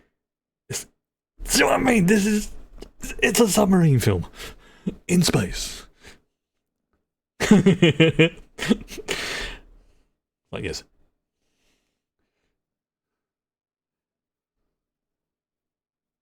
And again, seriously, that lady there, one who's on the console as well, looks very similar to somebody in my D&D group. Again, same sort of facial structure. The model details. I know. That's why I was so annoyed when I got oh, look at that, when I had the chance to go to Vegas and actually see the model ships. Oh, that is just... And yeah, the exhibition thing had closed, like the Star Trek Experience had closed like literally 2 weeks before I got there. Now, fair enough, the staff there were quite apologetic because they only knew like about a few days beforehand. Fun fact, though. Fun fact. One of the people who worked on that went on to through a start in a, what do you call it, an actual play of Star Trek, which in turn led her to become the voice of the computer in Star Trek Prodigy. Bonnie Gordon. You went to an exhibition in London a good while back. Oh, nice. Yeah, that was a interesting turn of events. That. Oh, look at that. I mean, that's just...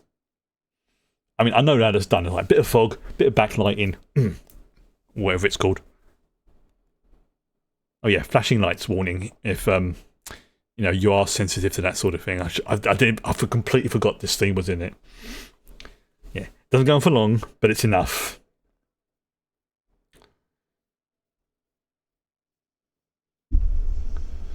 Yeah, so you can picture it: 2 sailing ships, the fog on the ocean. This, as soon as like the fog breaks, they see each other and they let loose with the cannons. I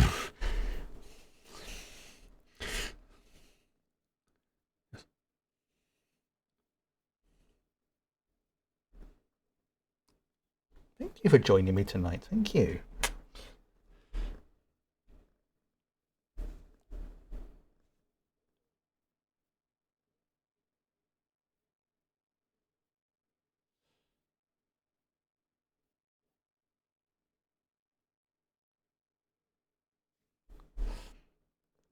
Yeah, the more I look at him, it's the eyes. That makes me think of it.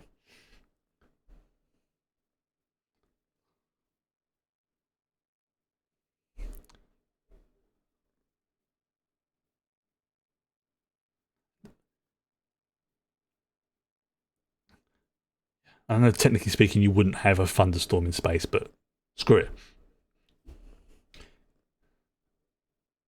Hello. It's like the whole thing about explosions and stuff. It's like that.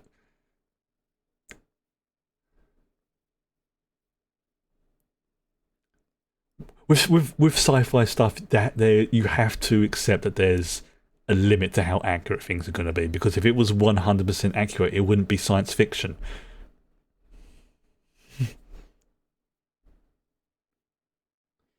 Like, grab Thal's hammer, by the moons of Morven, you will be avenged. Galaxy Quest. A great Star Trek but not Star Trek film. And that line that was just posted in chat was by the great late Adam Rickman. Like, oh, what's the other bit? It's like, whoever designed this section, this episode was an idiot.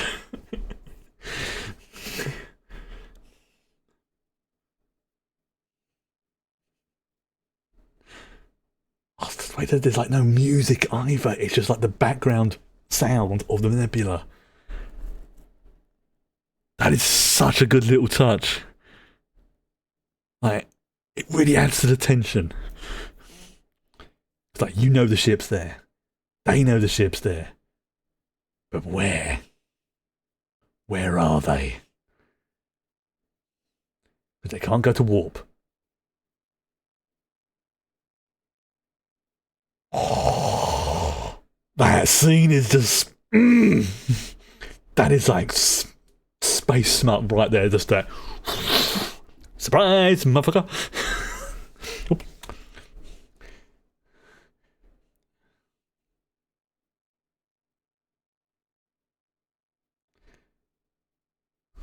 Again, it's just such a simple scene. We're just literally just seeing it coming up from behind the Reliant. And then taking out... Yeah.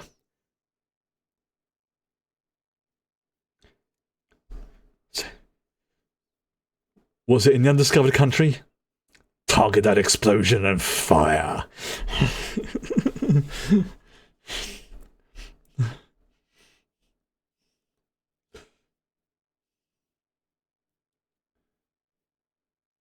Oh, says this film has just been like nostalgia injected, not into the veins, right into the freaking brain.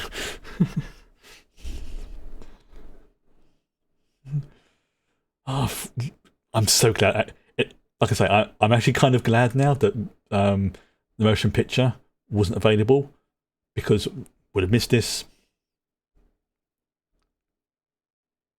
Ooh, that's going to leave a bruise. Oh, another great quote line from I think it was Moby Dick, if I remember correctly.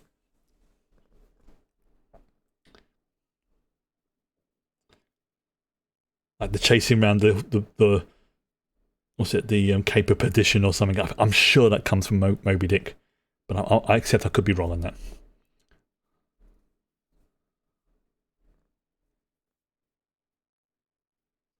Again, no music. No music.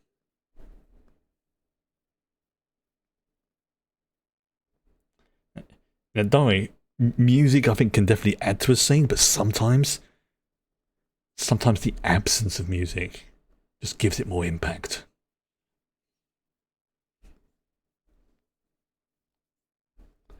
Yeah.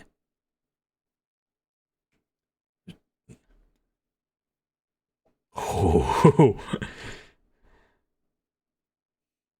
And again, it's that whole thing of something powering up. Here we go.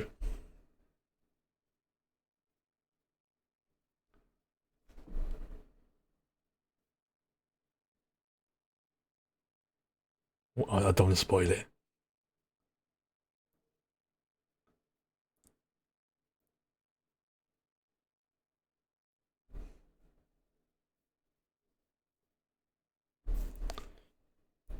Yeah, this pattern is basically telling you need to GTFO. Because if you don't, you're about to be taken apart at the subatomic level.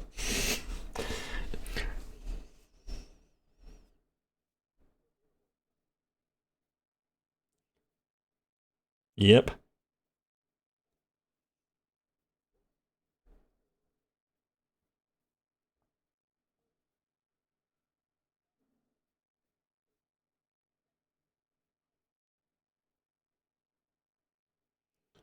And the fact that Spock is so trusted that nobody even questions why he just leaves the bridge.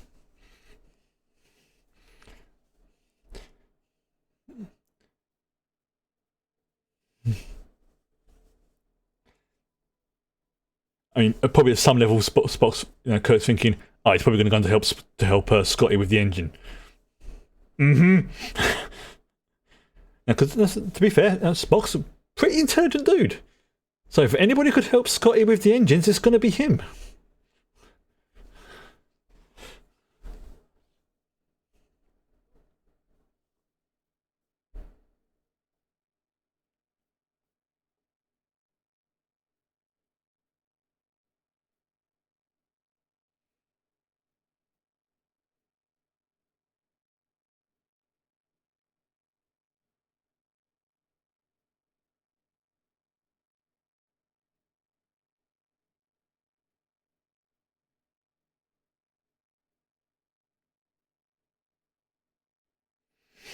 This is the other iconic scene coming up.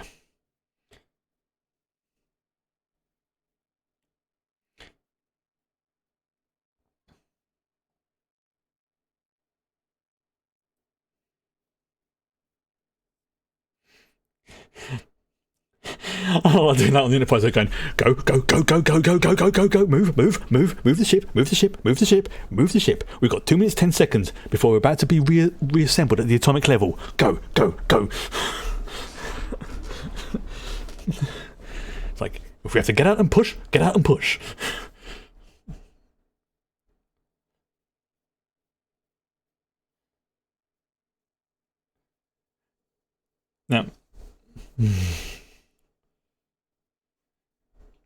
Now, I know this is probably a major design flaw, having like your reactor coolant rods like this, but it does make for a dramatic scene, so I'll give it a pass.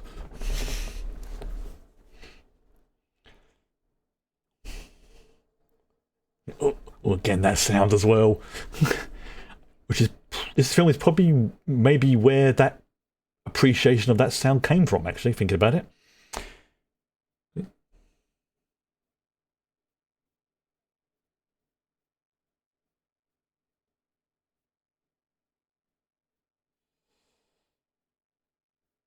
Yep, because 4,000 kilometers in space is nothing.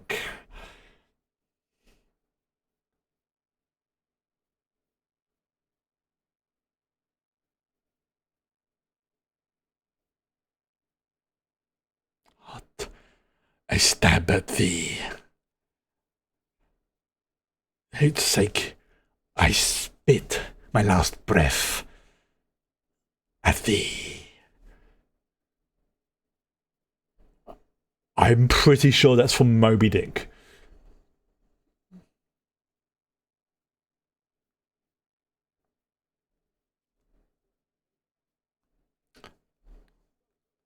Okay, yeah.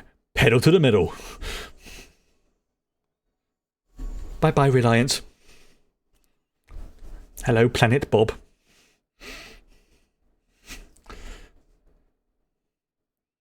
Titan AE reference.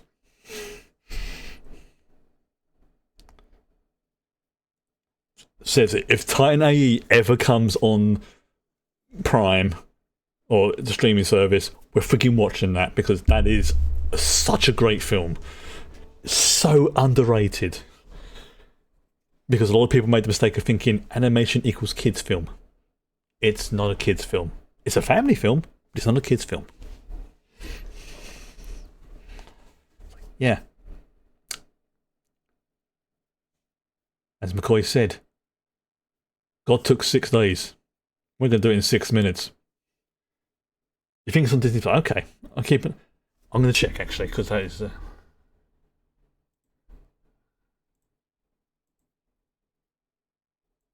It's one of my favourite films with a kick-ass soundtrack.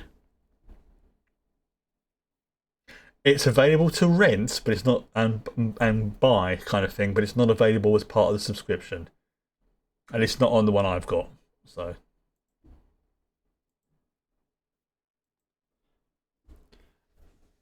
Oh, look at that.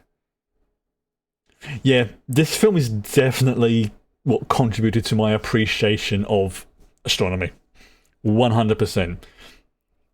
I'm not saying it was the deciding factor, but it definitely added to the pile of my psyche. Yeah.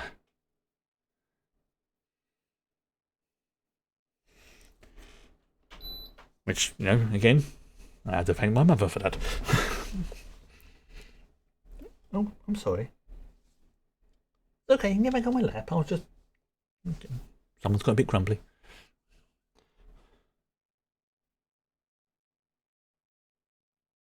Yeah. Remember at the beginning I said the ending pissed off a lot of people. This is pre-internet, remember?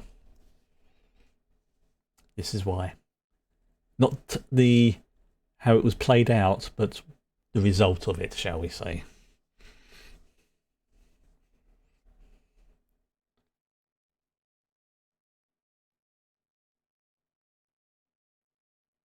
Yeah, dude can't even see right now. I mean, he basically looked into a active reactor. His corneas have gone.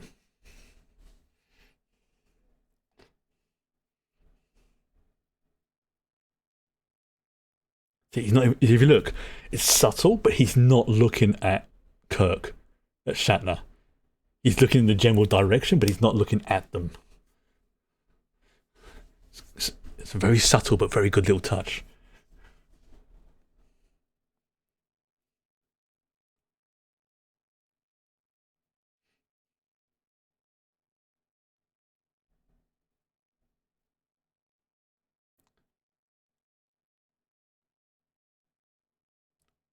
And I can still remember seeing this for the first time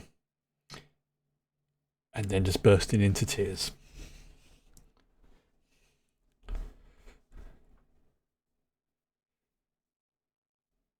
I was definitely one of those kids who was a little bit more sensitive to this kind of thing, which apparently is a common trait for people on the spectrum. Not for all of them, but it's a common trait. And even now,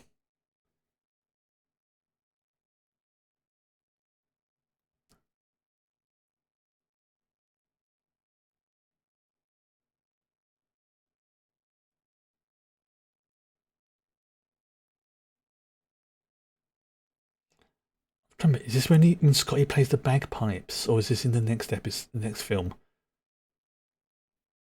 Oh no, it is in this one. I think it's Amazing Grace, isn't it? I think it's one of the reasons why I cannot listen to Amazing Grace without starting to tear up.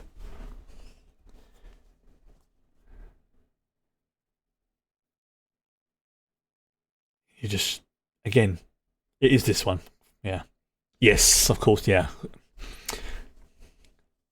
I'm going to say that Shatner does overact at times, but in that scene, yeah.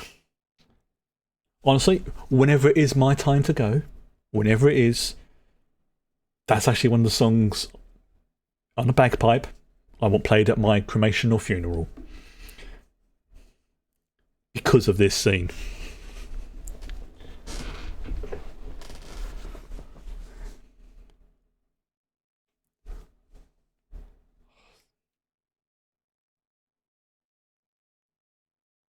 Yeah, David.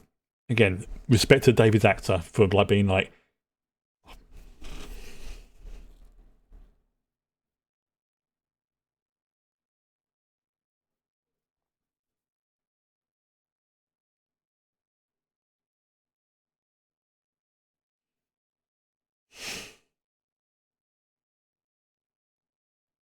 technically Vulcans can't cry, but that's Kirstie. No, that's Kirstie Alley crying. So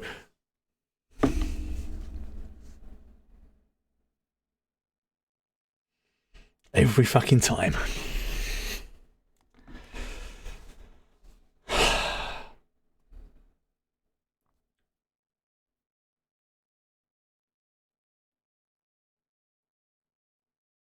Although to be fair, this is one fucking metal way of going out, saving your ship, absorbing basically a big chunk of a nuclear reaction going off, and then having your body shot out into space to what they think is going to burn up in a planet's atmosphere that didn't exist an hour ago. Sorry, a day ago. And then having the star rise like that. It's metal as hell. I mean, burning up in a planet's atmosphere in a pod shot out of a starship. Fuck yes.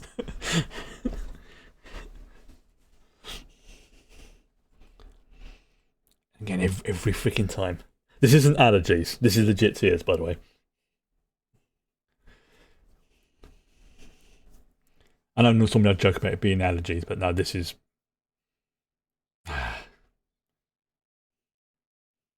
So you can imagine how everybody reacted in the cinema when this happened. Yeah.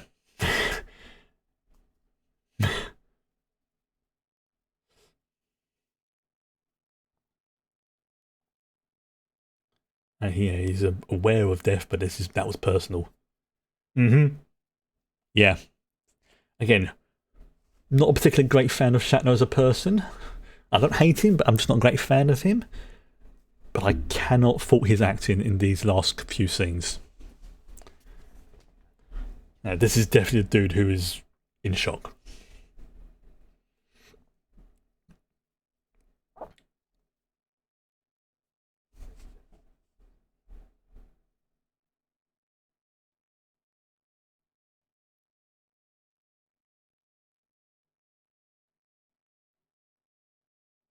Yep. Plus, I have to applaud the whoever designed the dress uniform for this. I mean, look at those shirts, those uniforms. Starfleet uniforms, no matter what era, have always been pretty good. I've actually got a replica of one of the. It may still fit me, but I think it's from Deep Space Nine. I think I've still got the top half at the very least. Maybe not the bottom half. Not with my waist.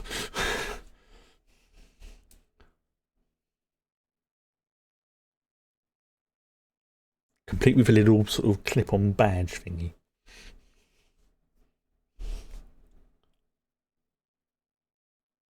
But the legit uniforms are apparently surprisingly warm and comfortable. Like the ones they would wear on set, sort of thing.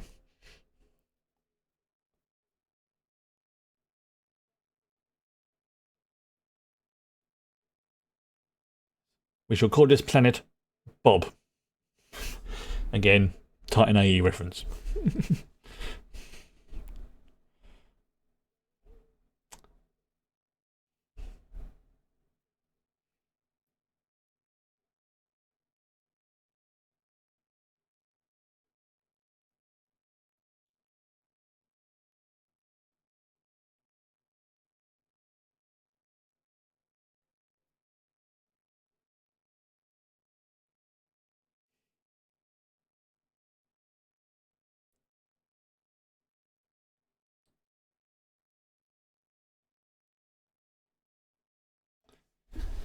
That's the thing. Kirk is a surprisingly intelligent person, even if he's a bit of a jock, a bit of a ladies' man. But he's a lot more empathetic. That word. Than people give him credit for.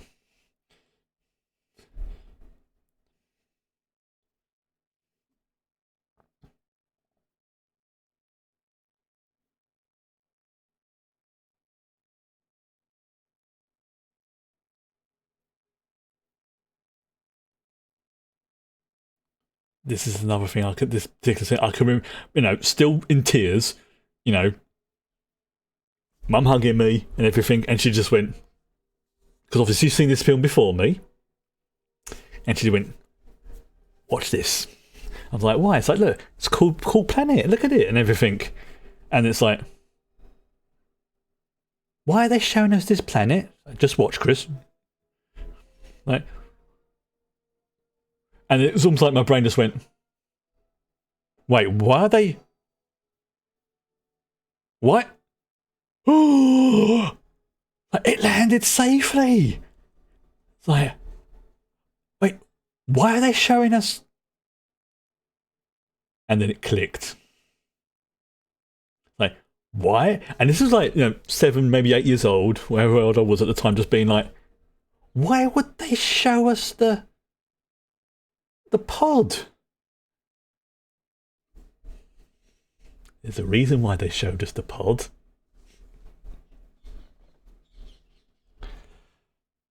Starship Enterprise.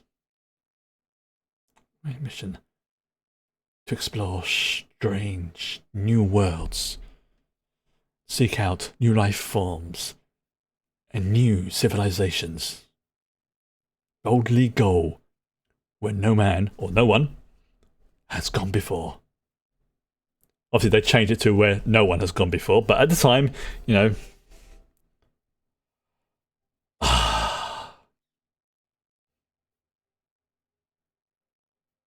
Now, if memory serves correctly, I don't think there's any post-credits scenes, because that was not a thing back then. But,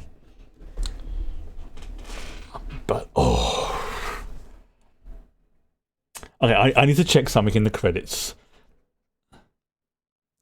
To see if it mentions who played his, the guy who I thought like Cillian Murphy. Bill Couch Senior and Junior. Wow, father and son working on it. Nice. So again, I just want, that's a lot of stunts, but to be fair, That's why stunt people.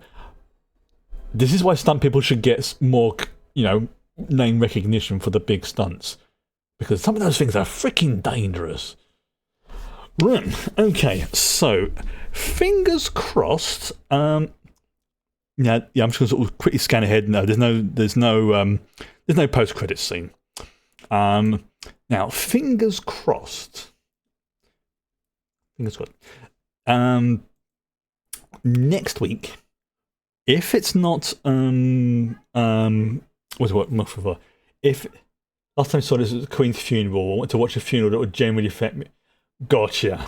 I understand. Yeah, and I think this is one of the reasons why, as I mentioned before, when Leonard Nimoy passed IRL, however many years ago it was, there'd been quite a few other celebrities passing that particular year, and I think his one hit me the hardest because of all the good memories I would have watching Star Trek with my mum and dad.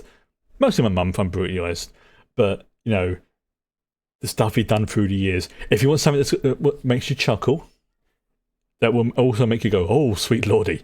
There is a song, and this is legitimate, a song by Leonard Nimoy. And it is called Of the Ballad of Bilbo Baggins. If you haven't seen it, go and watch it.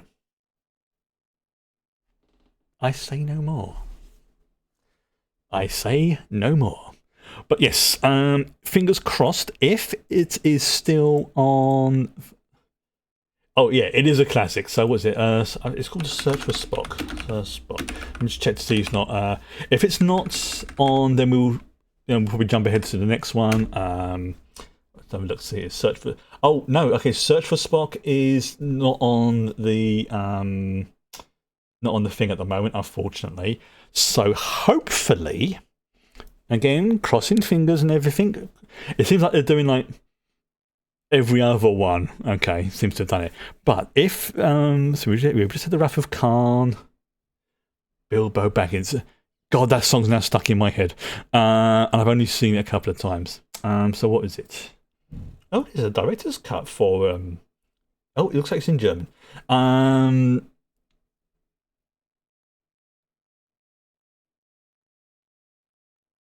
Oh, interesting.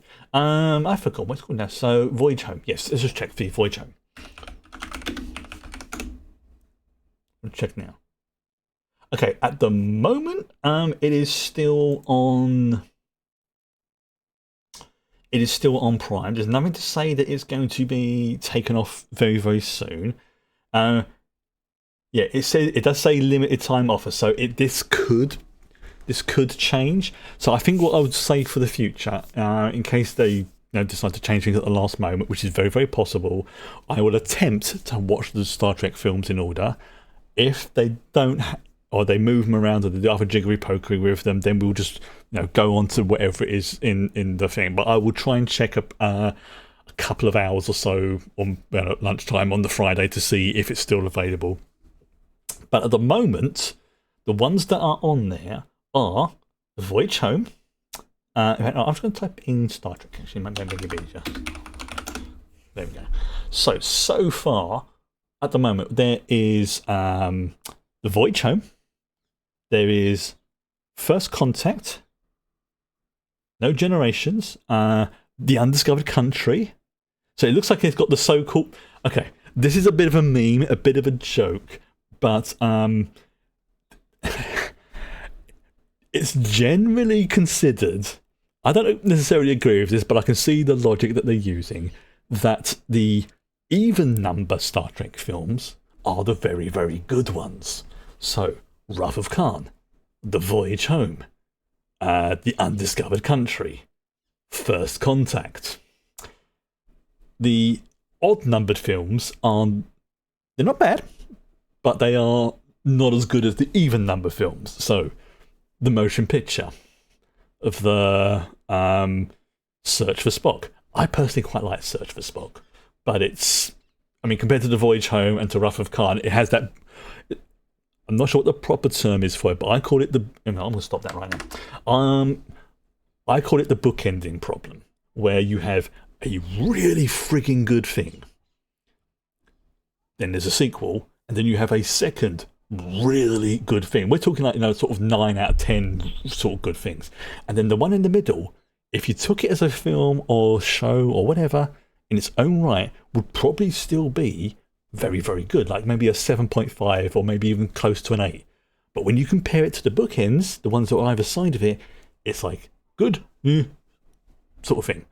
And I think that's the issue with it. The odd numbers, worth a watch. Definitely worth a watch. But it's the even number ones that I kind of do agree with it. Now, actually, I've changed my mind about it. I kind of do agree with it that it is the odd numbers, even numbers. Ooh. But there is also, at the moment, and I say at the moment, I have to clarify that because obviously could change, but it does have the new Star Trek films on it, the Chris Pine ones. So you have the new, I'm calling it, Next Generation stuff. So there's like Nemesis, Insurrection. See, Insurrection, I didn't hate, but it wasn't my favourite. It's not bad though. It's worth a watch. It's got a couple of good sequences in it. But then you've also got, like I say, the Beyond, that's the one with Idris Elba in it, which is, I think, is actually really freaking good. And again, it has that same sort of thing with that many sci-fi shows and film series have, where it takes a little while to find their footing, kind of thing. And it was almost there with Into Darkness, although Into Darkness is probably one of those ones I have a love-hate relationship with. And by that I mean I love... yes, Insurrection suffers from coming after First Contact. Yes, as I was just saying, the bookending problem. First Contact, friggin' amazing, my favourite. Insurrection, it's not bad, but, you're coming after a big freaking fight with the Borg Queen and all that stuff. Showing off the Sovereign class for the first time. Oh, yeah. Spaceship smut. Now, it's like Into Darkness was almost okay. It almost had that good to it. But it did have some questionable lore choices. That's all I'm going to say about it. And for every... How can I put this? Be prepared for me to, when I watch this, assuming it is still available, this will be a film I will be loving it and swearing at it in probably equal measures. Like, again, I do not hate this film, Into Darkness. I do not hate it. I actually quite enjoy it. Because it has probably one of my favourite sci-fi sequences I have seen in a Star Trek film freaking forever. Featuring the USS Vengeance. But for every one of those good points, there's a thing that just makes me just go, no, that's not how it... No, that's not... I will be doing that a lot. And I will remind people of this when we watch it again, well, fingers crossed, that, yeah, I don't hate it. I really don't hate it. Beyond, I think, was when they really started to sort of get into their stride and was like, yeah... This is the stuff I want. This feels like, Star Trek. This feels like this could have been taken from an old TOS episode or maybe Next Generation and then blown up to the big screen. It has that. And again, Idris Elba. I've never seen a film of his that he's been in that I've not liked. And also it has a very good soundtrack. That is part of it. But honestly, again, the Next Generation's... Sorry, the new... what would you call it? Because it's not Next Generation. New Trek? The new Trek stuff? Yeah. The new Trek stuff is pretty good. Now, some people will turn around and say, oh, it's not like the old... Like, well, these are the same people who decided to deride Lower Decks. So it's like, yeah, look, there's absolutely no problem with having a particular preference. If you prefer, the Kirk era films, rock on. If you like the, Patrick Stewart era, Next Generation, fan-freaking-tastic. Awesome. If you like the new Chris Pine era stuff, again, I have no problems with that. It's just when people start pissing on other people's cornflakes to do so. It's like that. Like, there's literally I'm not going to get my blood pressure up, but there is literally an issue. Not an issue. There's a thing in it's sort of prevalent in the lore for Star Trek called IDIC, infinite diversity, infinite combinations. It's a major, and it's honestly, without being pretentious, it's something I try and live my life by. At its basics, it essentially means, generally speaking, diversity can be good. Now, it doesn't mean it's perfect. It just means it can be good. And it does not mean that you have to tolerate every single thing. That's a common mistake people make about it. It does not mean that, you should absolutely welcome people who are being horrible to others. It's the intolerance paradox. It basically means like, look, is it affecting you? No. Then you could learn something from it. Infinite diversity, infinite combinations, freaking amazing philosophy. And I try to live. Sorry, I have a cat staring at me. What's the matter? Okay, yes, I am being reminded that it is time for me to stop waffling. And I'll say, okay, last thing, and then I'll be going off for the night.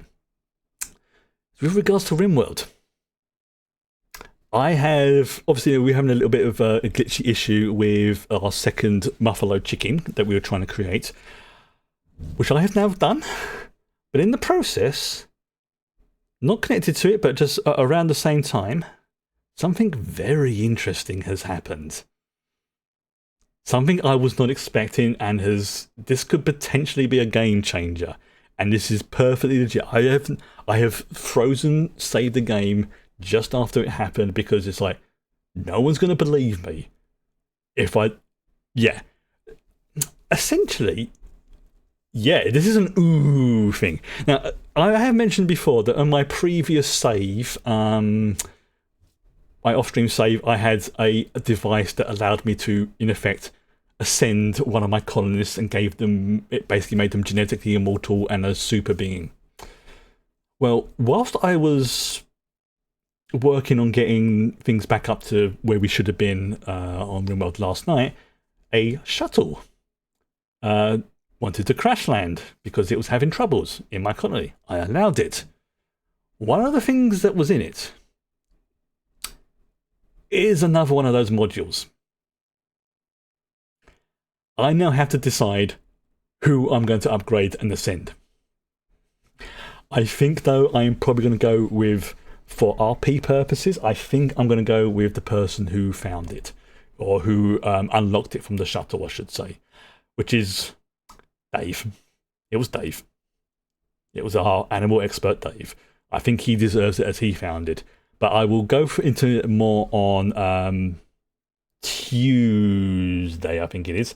But for now, I'm being told off by the cat, so I'm going to say good night. And we'll go over this next week. Until then, have a good weekend. Good night.